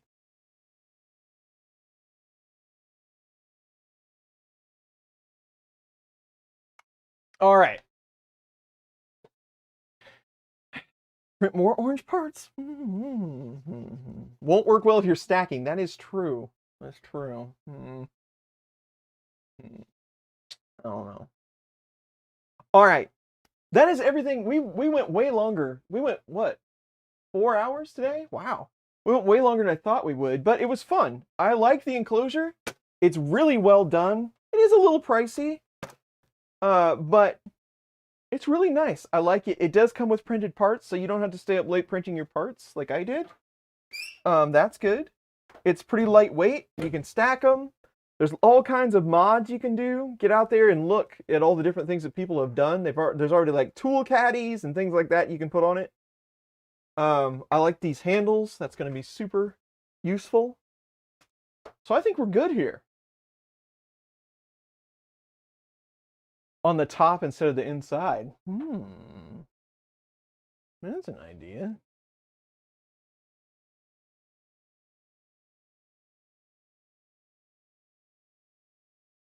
Good idea. Now I'm thinking.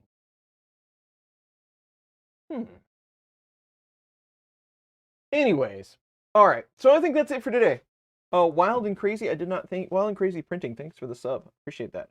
I forgot to thank you. So I think that's it. I'm gonna take this little caption on because I find it distracting. So you can see more of the basement. Like I said, we're gonna have to find a place to put it. Do all that fun stuff. We'll figure it out. So this will probably be the last one. Well, I don't know. I might be able to squeeze another stream in maybe next Saturday. We'll see what's going on. But it might be the last one for the year. So if I don't talk to you all, have a great holiday. We're getting ready to start another year, 2023. Let's see if we can top this year's live streams. I think, what, we make it to 3 or 4 this year. Let's see if we can do 5 in 2023. I really need to get better about that. I've got some really long-winded projects to go, so we need to get those done. But stay safe. Hopefully you stay indoors. Don't catch any of the crud that's going around. And yeah, that's pretty much all I got. take care, everybody. We might see you next week. The videos are still rolling. You'll get them every Wednesday as usual. Thanks for everybody for the super chats. Thanks for everybody for just hanging out, having a chat with me. It's always fun to catch up with you all and see what you're up to. And that'll do it for today. And I'll see you really soon. Like I always say, I'll see you really soon on the next one. Take care, everybody.